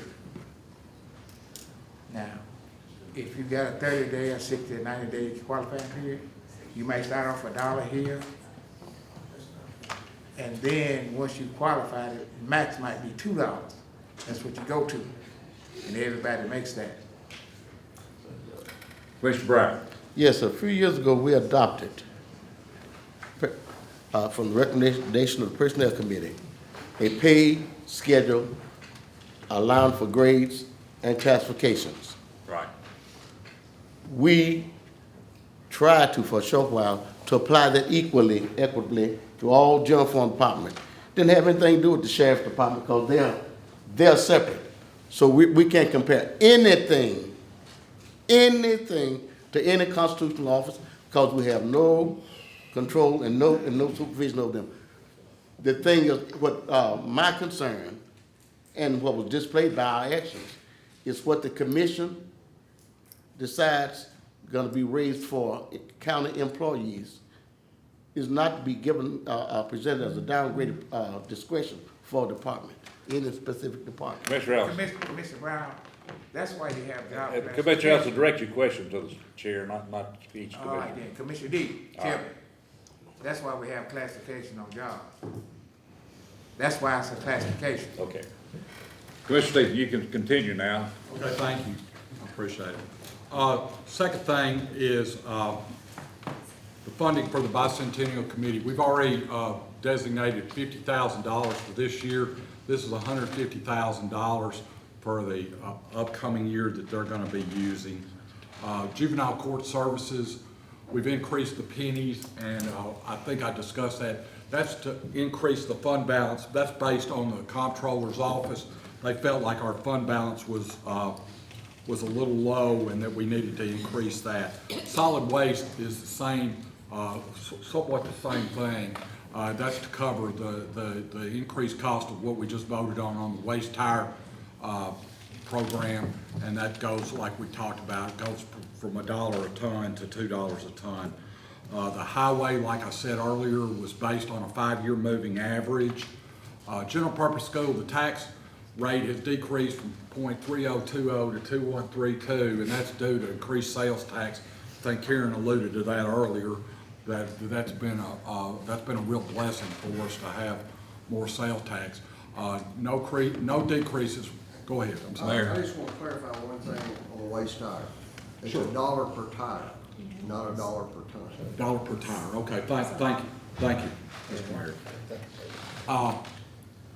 Also on the general purpose schools, we did not reduce anything for reduction in the ADM. In other words, the number of students from fiscal year 21 from 11,969 to 11,783.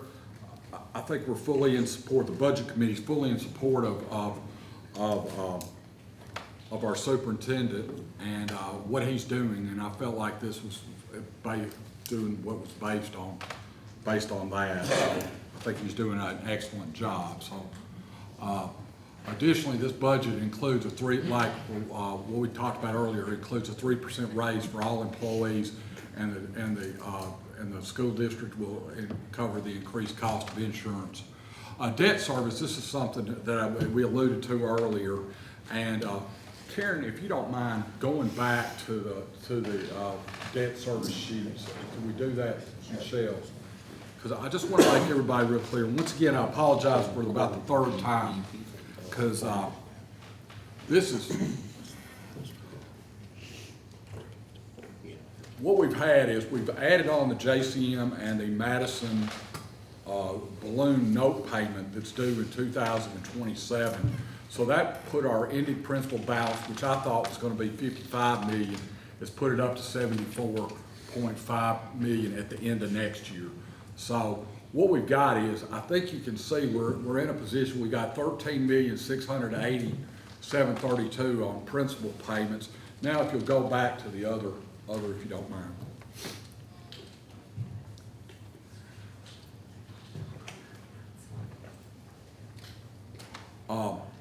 And can you go back to, I'm sorry, Michelle, can you go back to the tax rate sheet so I can look at the fund balance? I'm sorry. What I want you to see is our fund balance on debt service. We owe 13 million, and this is off some. Our payment's going to be 13 million, and we're going to have a debt service balance of 17 million. So we've got it covered adequately, but I just want to make everybody aware that this is a sensitive issue that we need to be, all 25 of us need to be totally aware of where we are and, you know, what we want to do. And I appreciate the Long Range Planning Committee really getting together and prioritizing things. So can we go back to the original sheet now? Sorry. Just want to make you aware of this. So debt service, what we did, we increased it back up to 0.5161, and the new debt is going to be paid for $1,000,250 for the next 7 years until the balloon payment of 17 million. So when they look at us from Moody's or whatever, they're looking at our total debt service and what we do on that. Capital projects, I think we discussed that. Jason did an excellent job on that. The thing is I wanted to say that we got $698,000, $384 from the state that was unrestricted. We put that money into debt service, into capital projects. So that's part of that money. And Jimmy was asking. Yeah, I'll back to the debt service. For the next 6 years, will that $1 million stay the same each year? I'll let Karen. I believe that's correct. Yes, sir, those payments are the exact same for each of those until the balloon payment comes due. So actually, the total payment's gonna end up being $25 million. Yes, sir.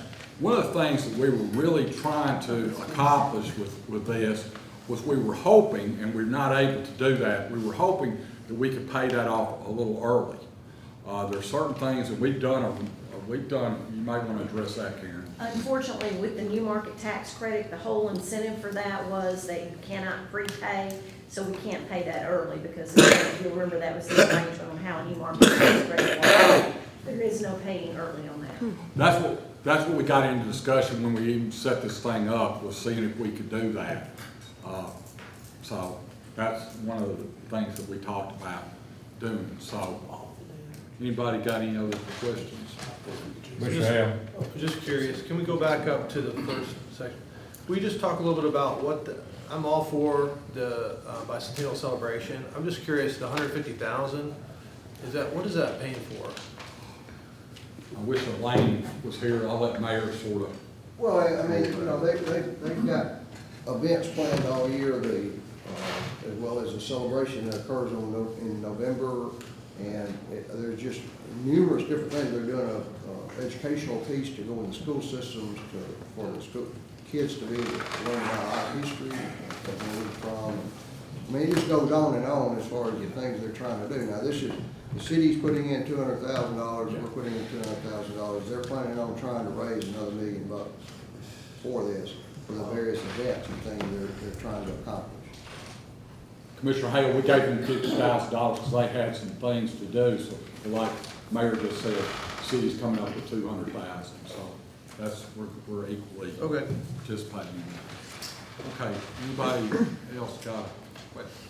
So we gonna hold another $150,000 there. Sorry? You said the city comes in with 200. 200, but we've already given them 50,000. Oh, you already gave them, okay. Yes, sir. Yes, we've already done that. Yes. Okay, so that's capital, and then let's just go down to education capital. Now this was, we had some discussions on this, and this is something just to think about and some things. We have funding allocated for 10 regular buses and 10 special ed buses, as well as $770,000 for the design study. We got into a long discussion about that the other night at the agenda review. We put that money in there. Now, whether we've talked to Superintendent King about this. If it's something that we don't feel comfortable with doing, I mean, we could actually put that money back into general fund or do whatever. So I'm just throwing that out at you. If you don't feel like that's a really good way to do that, I'm not gonna die in the ditch on it. I just wanna make that commitment to Superintendent King that we would, you know, as we move forward with this poll, that we do that.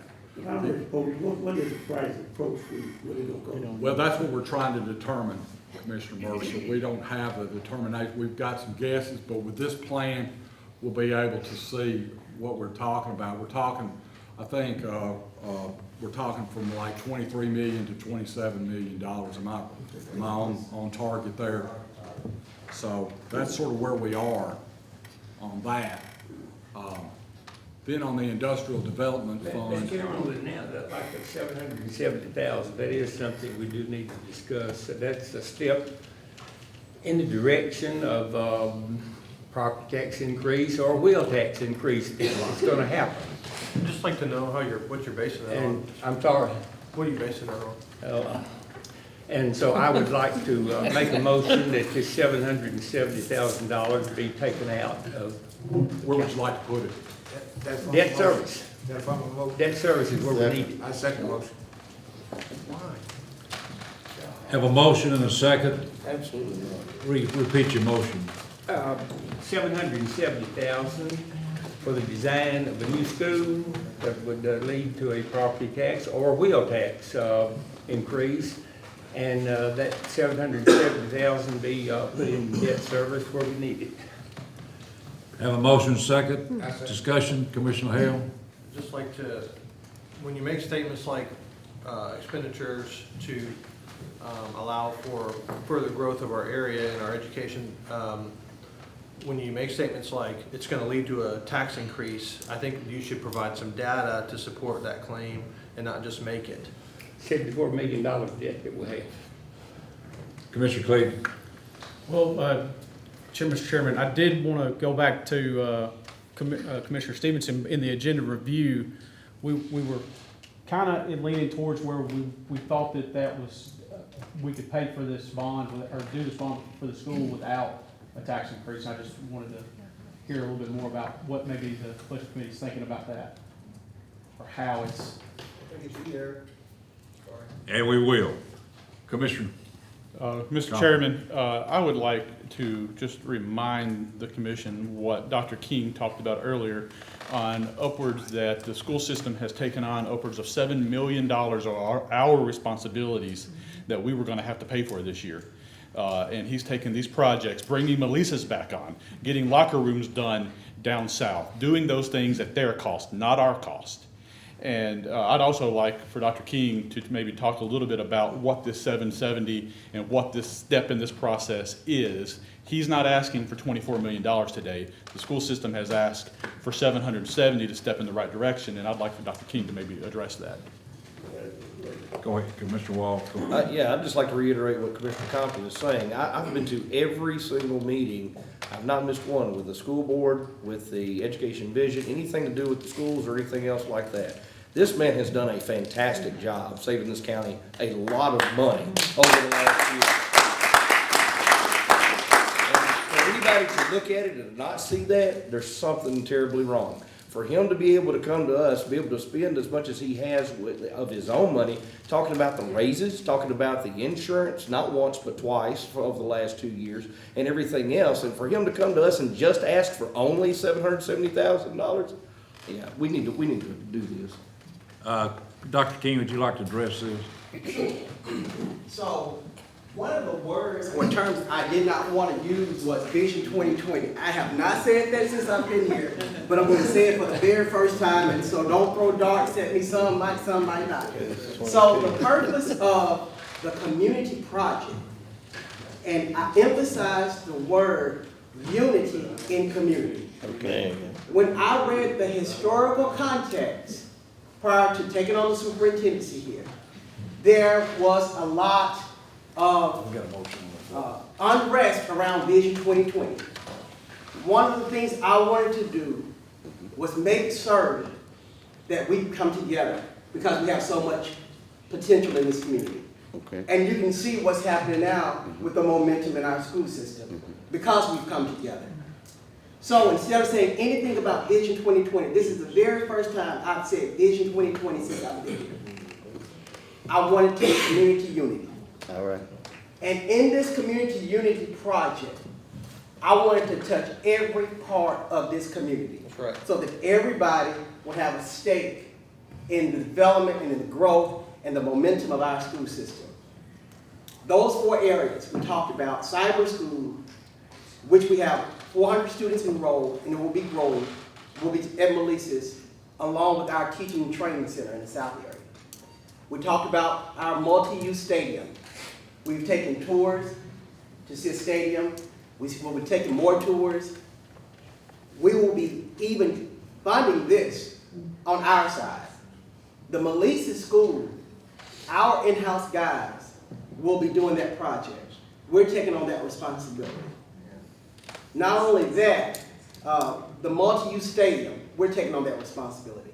So when I propose this to the board, when I propose this to the education committee, we even went on a field trip to see all of these areas. We didn't know where we were going to get the money from. All right. The only thing we said as a board is, if you all take care of that design in terms of Pope, since we're taking care of the other. This is not about a Marlin thing, it's not about a commission thing. This is a community project. That's right. It's a unity project. It's to bring us together. And I think that this project touches every part of our community. And it's something that we can be proud of as a school system. And not only that, when you think about the portfolio that this is going to offer our community. When we talk about, we have a cyber school that's going to be like no other, because most people cyber school don't offer the socialization and in-person opportunity for students.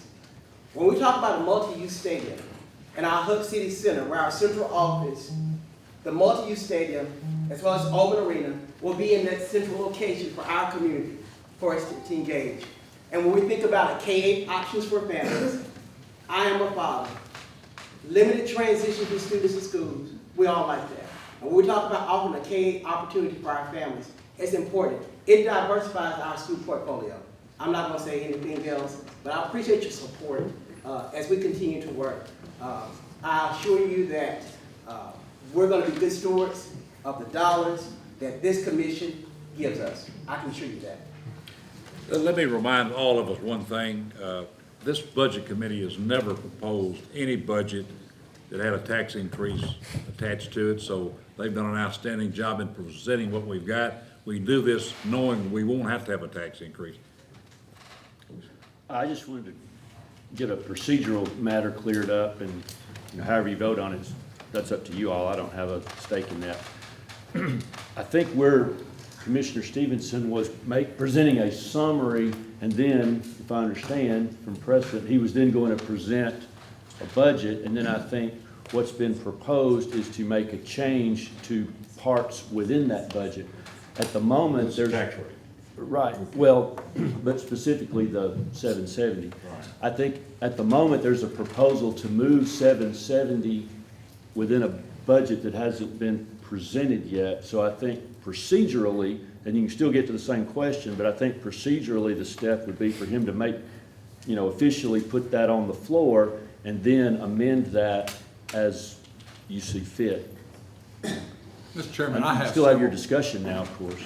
We're gonna have several things. We got several loose ends that we need to tie up between now and our next meeting.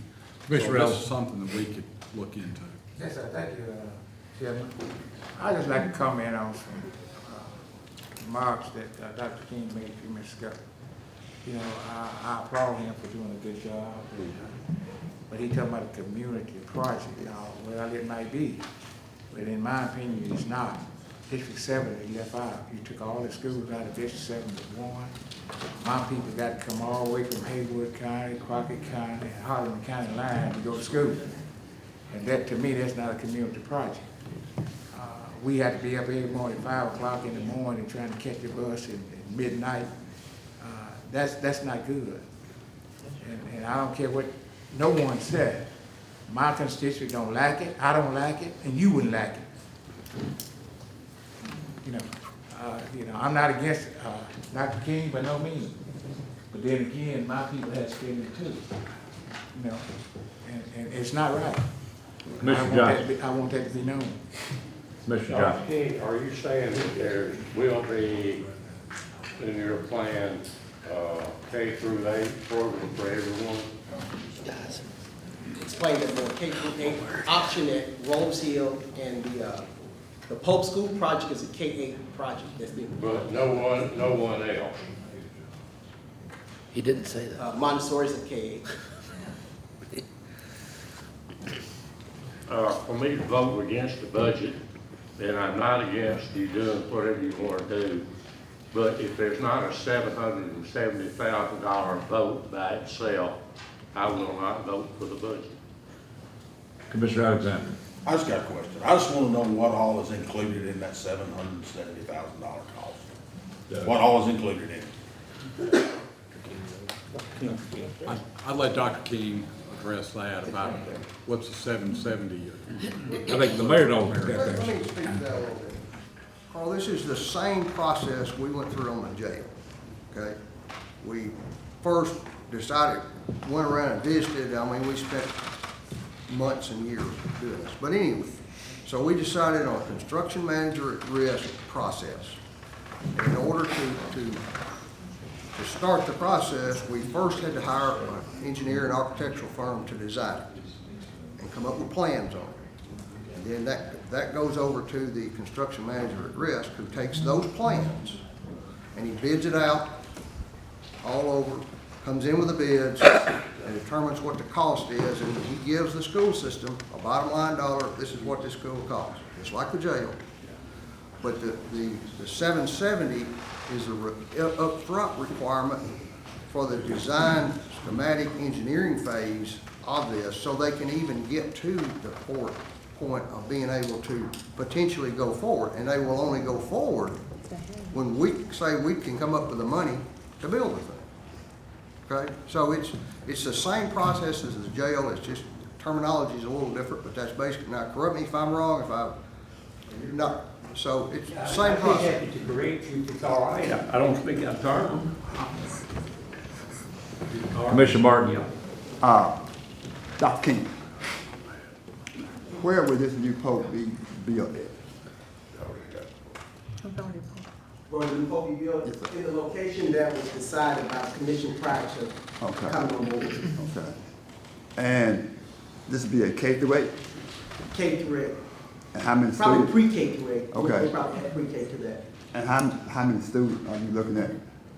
The projection for, well, when you expand it by, I don't want to misquote on the numbers, but when you expand it from the current numbers, right now a little bit, almost at 700, but when you expand to 7th and 8th grade students, you got to consider how many more students will come for 7th and 8th grade as well as pre-K. Commissioner Johnson. Mr. Chairman, I move that we have a roll call vote on the $770,000. I second. We gotta wait till we get to the I wanna budget. apologize. We've gotten off track. What we need to be doing is we gotta need do to the be tax rate approving the first. tax rate first. 'Cause all this is, we're in the weeds. We're in the weeds. We're gonna be in the weeds the rest of the day. We need to We gotta get the tax rate approved first. Before you- Then, because if we don't get the tax rate approved, then we're gonna come back and we're gonna spend all this time next week on that next. We need to get the tax rate approved and then Draw move my on. motion, and I move that we approve the tax rate. Thank you, Mr. Have a motion. Second. Have a second. Who seconded it? Thank you. Have you covered the tax rate? Have you spelled all of it out? I have to do that one line item. One line at a time. Okay. We got the general fund. Are we voting on these all? On the tax rate. We vote on the pennies you're getting ready to proclaim. Are we voting on them each individually or? No, all together. All together. General fund would be 1.2213. The general purpose school would be 0.2132. Debt service would be 0.5161. Highway department 7.26. Solid waste 4.72. Juvenile court services 8.68. Educational capital 8.16. And general capital projects 11.12 for a total of $2.35. Yeah. Arthur Johnson made the motion, Teddy seconded. Roll call. Alexander. Yes. Arnold. Yes. Beckman. Yes. Franklin. Brown Claudel. Yes. Brown Scott. Yes. Bryant. Yes. Bush. Yes. Cleek. Yes. Compton. Yes. Deaton. Yes. Ellison. Yes. Goblin. Yes. Hill. Yes. Hampton Pearson. Yes. Johnson Arthur. Yes. Johnson Barber. Martin. Yes. Mercer. Yes. Montague. Yes. Petty. Yes. Spearman. Yes. Stevenson. Yes. Taylor. Yes. Wall. Yes. 23 yes, 0 no. Thank you, Mr. Chairman. Tax rate passes. Item number 25, the consideration and possible adoption of the tentative 2/21/222 Madison County budget. Commissioner Stevens.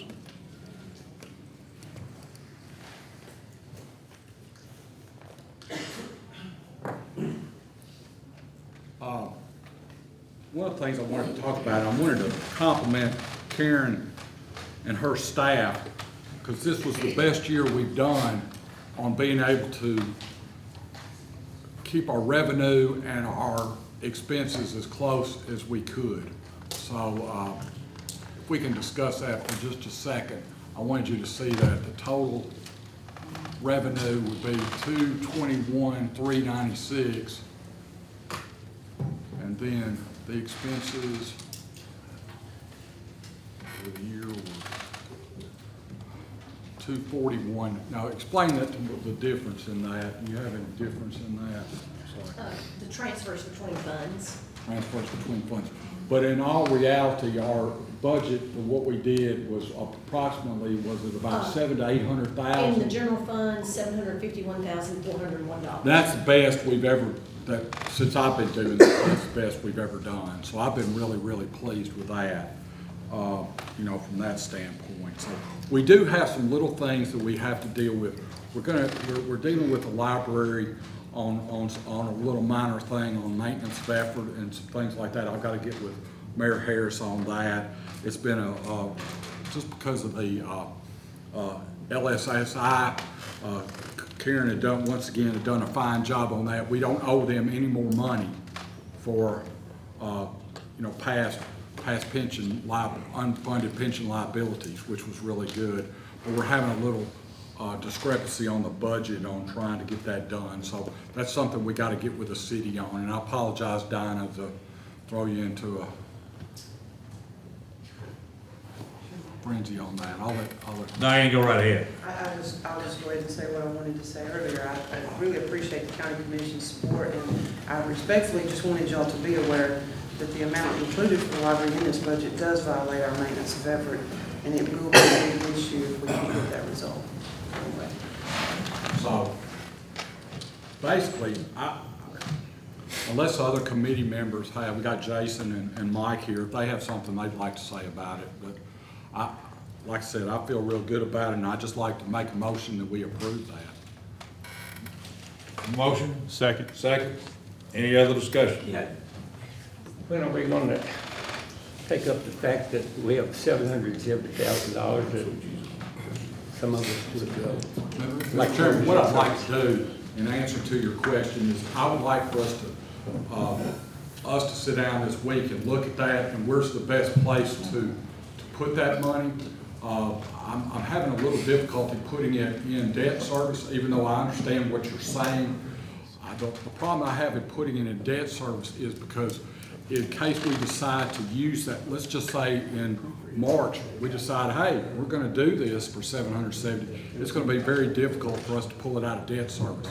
I understand exactly what you're saying. My situation would be like, if we put it into general fund, we could pull it out of general fund with not a problem to handle that.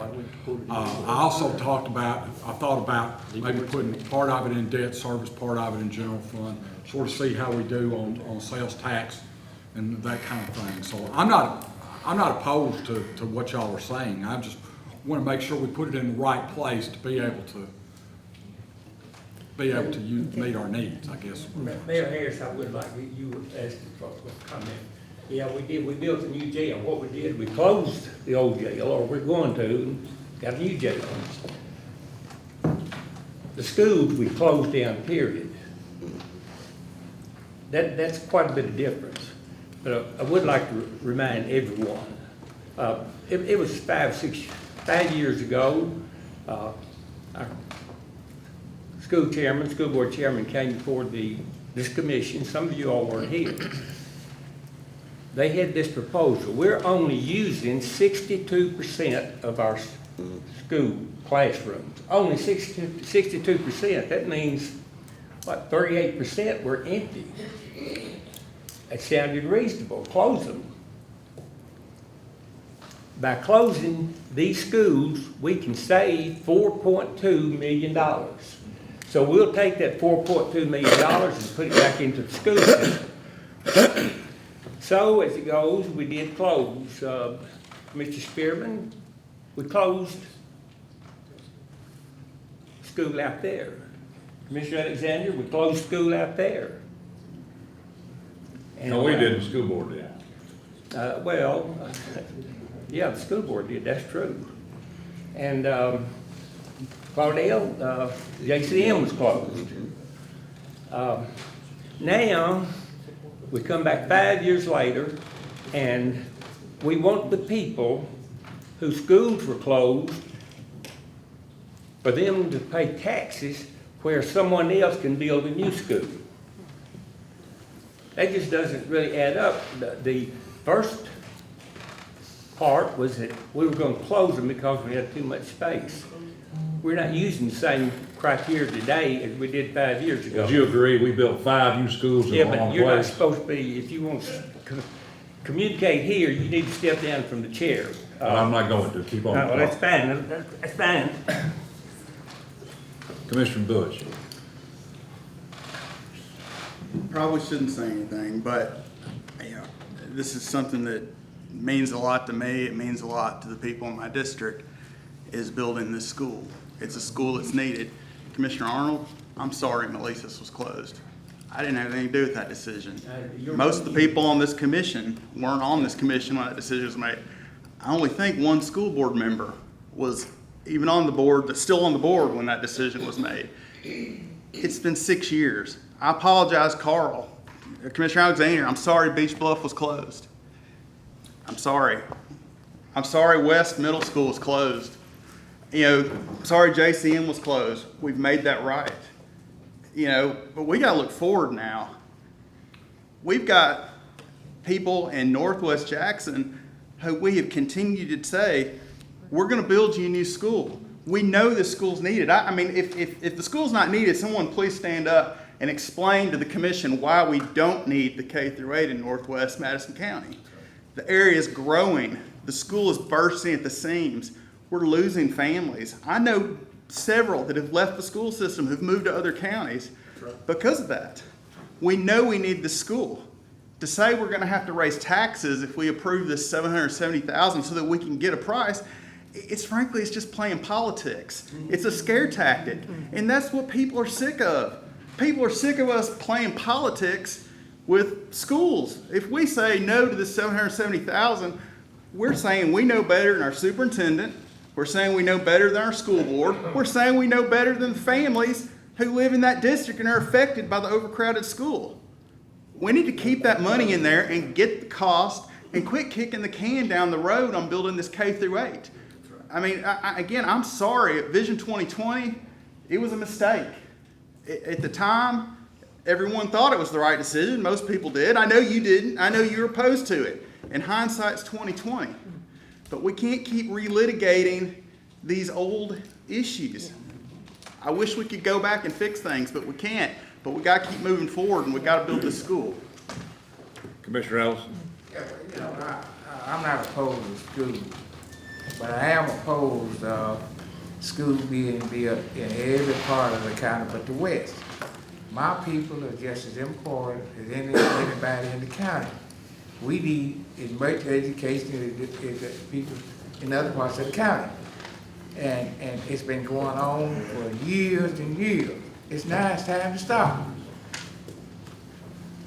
It makes no sense for these young kids in my district have to be 5:30 in the morning trying to catch the bus, especially in the wintertime, dark. Trying to catch the bus to go to school, to ride 40 or 50 miles. That's ridiculous. You wouldn't want your children to do it. Now, why do you think we should do it? It's wrong. Mr. Chairman, now, Rob, what does this have to do with us approving that? Not a thing, not a thing. Commissioner Brown? Just before I agree, Jay, you accidentally preached a sermon today of exact truth. We were supposed to build this on 2020. That should not be the issue right now that we're discussing. All these things that's been said in the superintendent class, not let that be a barrier or a roadblock in future visualizing what our county and community can be. I think we need to go back to the budget, and I look forward to you, to the finance committee finding a place, find a place to address what Arthur, I guess, anyway, what was said with regard to the $750. You said you were going to give them and discuss where the money was going to be put, and eventually where it could be taken from and how easily it could be taken. That's our call as Because Commissioner budget was. I'm just trying to put it in Commissioner the best place that I can. I mean, if the commission decides they don't want to put the 770 in educational capital, we have to put it somewhere. My point is to try to put it in a place that if we decide, like in March, that we have a change, or would I say change of heart, or a change where we say, hey, we want to do this 770, it's not in our best interest to put it in debt service. That's not our best interest. In other words, I've done this budget now for a long time. We need flexibility to be able to do what we want to do, because I hate to say this group changes their mind on a coin toss. So we need to be able to do something that we have a balanced approach, be able to do what we want to do. Commissioner Johnson? If we vote for the 770, we're voting today to build a school, which I have no objection to doing if that's what the majority of this commission decides to do. But I still think we need to have a separate vote, roll call vote on this so that each of us can be on record. So let me make sure I understand this right. So if we bring it up to put the 770 in educational capital, what we're really saying is he's still going to have to come back to us and say we want 770 to be pulled out of educational capital. What's the point of voting for it now when we're going to have to vote for it then if we decide to do that? In other words, we've still got to June 30th to decide if we want to put it in there or whatever. We're not deciding on the full budget right now. Well, in effect, we are. Sir? In effect, we are. Yeah, we are. Commissioner Petty? Thank you, Mr. Chairman. I just wanted to thank Commissioner Bush for the sermon that Commissioner Brown described, and I think he did a great job. I moved to Jackson in 1973, and my children, my oldest one now is 53 years old. He went to Pope School. It was crowded then, and it's been crowded the whole time that we've been in that part of the county, and we just, something needs to be done. The growth out there is tremendous, and we're losing a lot of people to Gibson County and things of that nature. We just really need to move forward, forget about 2020 vision things, things that are in the past that were done, and we all agree that it was done wrong, and the hostility that was on the school board at that time. We got a terrific school board, we got terrific leadership there now. Let's move forward, guys. Let's move forward. Don't look at the past. Let's Commissioner Taylor? I think we need to leave the 770 in educational capital. I think we got to trust Dr. King. We've worked hard on this budget, and we've allocated that money. Now, he will have to come back and ask us, for this money out of educational capital. And at that time, if the committee or the commission doesn't approve it, there's always gonna be needs for educational capital, always. So the money will be well spent. I just think we need to approve the budget, leave it in there, and let's move forward. That's right. We got a motion? Yes. We have a motion and a second on the floor. May I ask what the motion is? Approve the budget. I made a motion myself. The reason I asked, I had made a motion myself that this money was put in. Well, you either gonna vote, you either gonna vote it up or you're gonna vote it down. Well, the way it says, the way it This stands. is the motion that we're voting on. Right, yeah. What is the motion? Wait a minute. This- Correct me, I've been trying to keep up. I think the current motion on the floor is to approve this budget. Right. Tentative budget, yes, sir. Tentative budget. Right. Okay. That's what we voted. All right. Wait, again? Everybody know what you voting on? No. We're voting on the 221, 222 tentative budget, as proposed. Yeah, just like it stands, yeah. Roll call. Alexander. Yes. Arnold. No. Beckham. Yes. Brantley. Brown Claudel. Yes. Brown Scott. Yes. Sir. Yes. Bryant. Yes. Bush. Yes. Cleek. Yes. Compton. Yes. Deaton. Yes. Ellison. No. Gobble. Yes. Hill. Yes. Hampton Pearson. Yes. Johnson Arthur. No. Johnson Barber. Martin.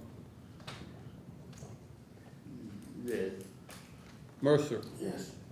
Montague. Yes. Petty. Yes. Spearman. Yes. Stevenson. Yes. Taylor. Yes. Wall. Yes.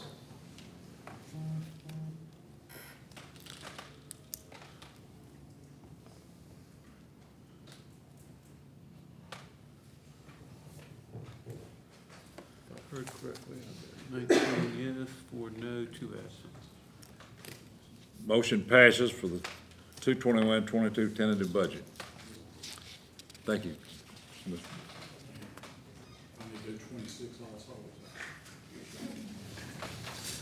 Number 26 is consideration and possible approval of the Madison County trustee list of errors, double assessments, corrections on the 2020 tax roll, and amounts to be filled in Chancery Court for the collection to be released from the trustees of said county. So moved. Have a motion? Second. Have a second? Any discussion? All in favor say aye. Aye. Any opposed? None. Item number 27, election of notary publics. So moved. Have a motion for Petty. Second for Commissioner Brown. All in favor say aye. Aye. Any opposed? None. Item number 28. Mine's real quick. I know you might have a second. Mr. Chairman, in our agenda packet that was sent to us this month, there was a memorandum in there from the Planning Commission, and somehow it did not make its way on. You have that? Okay, well, I will let our county attorney address that then. I'm sorry. Mayor. Well, I've got something to bring up. Steve. Mine's gonna be a while. Okay, Commissioner Brown. Mine is just a brief statement. I'd like it to go on record as saluting all of our churches and nonprofits who have proven that they're more essential than anybody, who kept survival, people living during this pandemic. There have been occasions when people might have wondered how important or unimportant they are. The church standing up and playing its role, and the value of our nonprofits was seen throughout this country. And because of that, I, with all honesty and appreciation, salute them.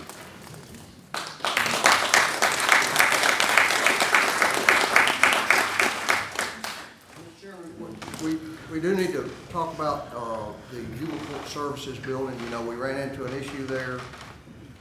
We got an engineer to look at it. He said it was safe. We need to repair the issue there. And the estimated cost to design it, this is design it, test for asbestos, is somewhere between $25,000 and $30,000. But we need to approve that now because we need to get started on that process.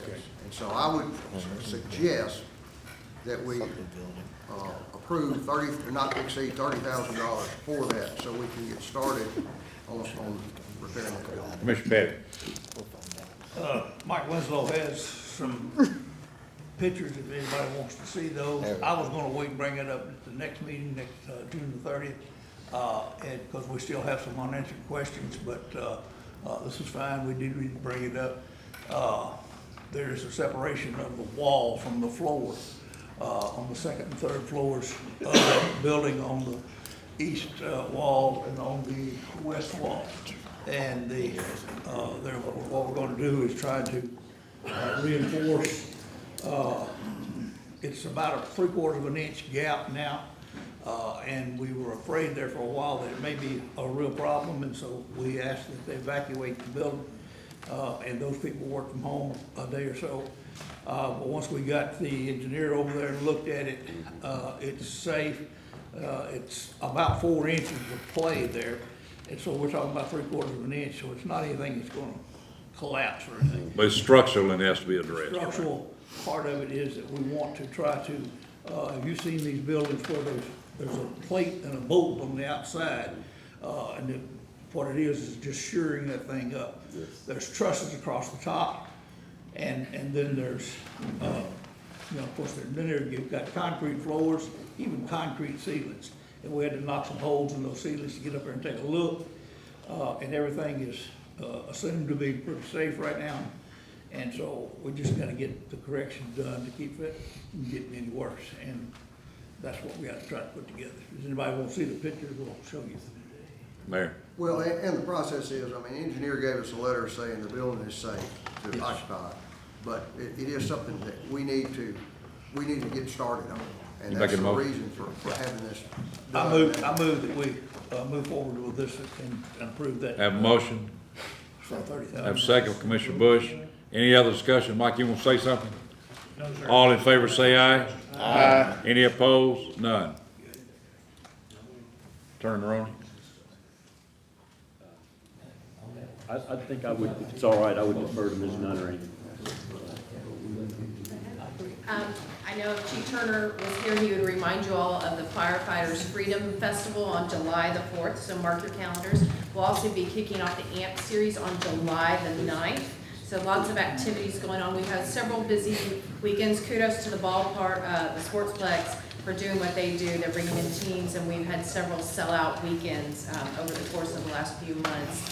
The other thing I would let you know is that we are governed by the Community Economic Development Commission. They govern what we do at Visit Jackson's, what our activities are. This month at our meeting this Thursday at 4 o'clock, Jimmy Exum will be stepping down from his position. He's pretty much been an integral part of that board since its inception. So if you do see him in passing, you congratulate him and thank him for his service to our board. Thank you. I have 3 things. One, I'll start with the simplest. Could you go back up to item 17, please? I think that, I'm sorry, item 19. I think that was on there in error. You all have a 3-member civil service board. 2 members are appointed by this commission. 1 member is appointed by the Deputies Association. Mr. Taylor was the nominee of the Deputies Association. You all don't need to vote on him. So That's the what I vote was. don't make any difference then? Well, correct, but I think it needs to be clarified here that he's not your nominee. These are 3-year terms, and 3 years from now, I don't want there to be confusion that, hey, this was our nominee and we're having to, reappoint him. You all have 2 other nominees you've already made. He has been reappointed by the Deputies Association, so I just want the minutes to reflect that that's not your appointee. That may matter 3 years from now, and we got it. Some people may not be here. I might not be here. Also, there was an item in your, Mr. Pilot texted me during the meeting since he left. He wanted me to bring this to your attention.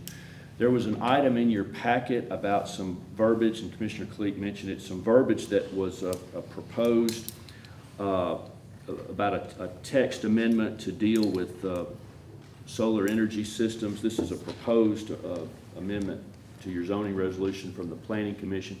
but it wasn't on your agenda today. You got the materials in your packet, so, and all the requirements for notice to the public have been complied with, but you all didn't get to it today, and it wasn't on your agenda. So he requested that you all would vote to put that on your June 30 agenda so we can get that taken care of. So I guess I would ask someone to. Have a motion? Motion second. Second. All in favor say aye. Aye. Any opposed? None. You got that, Sarah? Okay. And I, did you have a question, Commissioner? Yeah, that moved through here so fast. Well, What is he proposing? Well, he proposed, there's a text amendment, I guess he'll present more detail about it on June 30th. He meant to propose it today, but he didn't get to, and he asked me to ask you all to put it on the June 30 agenda. It's a text amendment having to do with amending your zoning resolution. For solar farm. The materials were in your packet. He's not asking you to vote on approving the language today, but he's asking you to put it on your agenda for June 30th. I have no problem with this, just that customarily, on that ratifying meeting, we don't deal with any other business, but that's why I want to know what the urgency was. I think he was concerned about waiting until August, but I guess I'd defer to him to explain it to you. The last matter I need to take up with you is I need to ask for a closed session to bring you up to date on a legal matter, and it may require a vote after the closed session. For all non-commissioners, I guess you have to go home. I get to go home, sir? No, you're gonna have to come back and record a vote. You don't go home. You don't have to go home. There's room for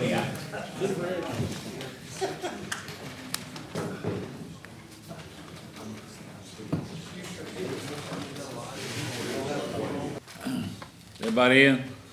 Yep. Attorney Maroney? Mr. Chairman, I would ask for a motion from the commission to hire the law firm of Pentecost, Glenn, and Malden to represent the county entities in the lawsuit filed by Charter Communications. Their rate will be $200 an hour for partners, $175 per hour for associates. Commissioner Petty? I move. Have a motion, second by Commissioner Brown. Any other discussion? All in favor say aye.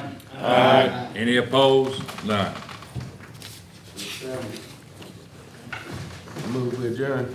Have a motion to adjourn? Second. Third. Roll call. Okay. Alexander.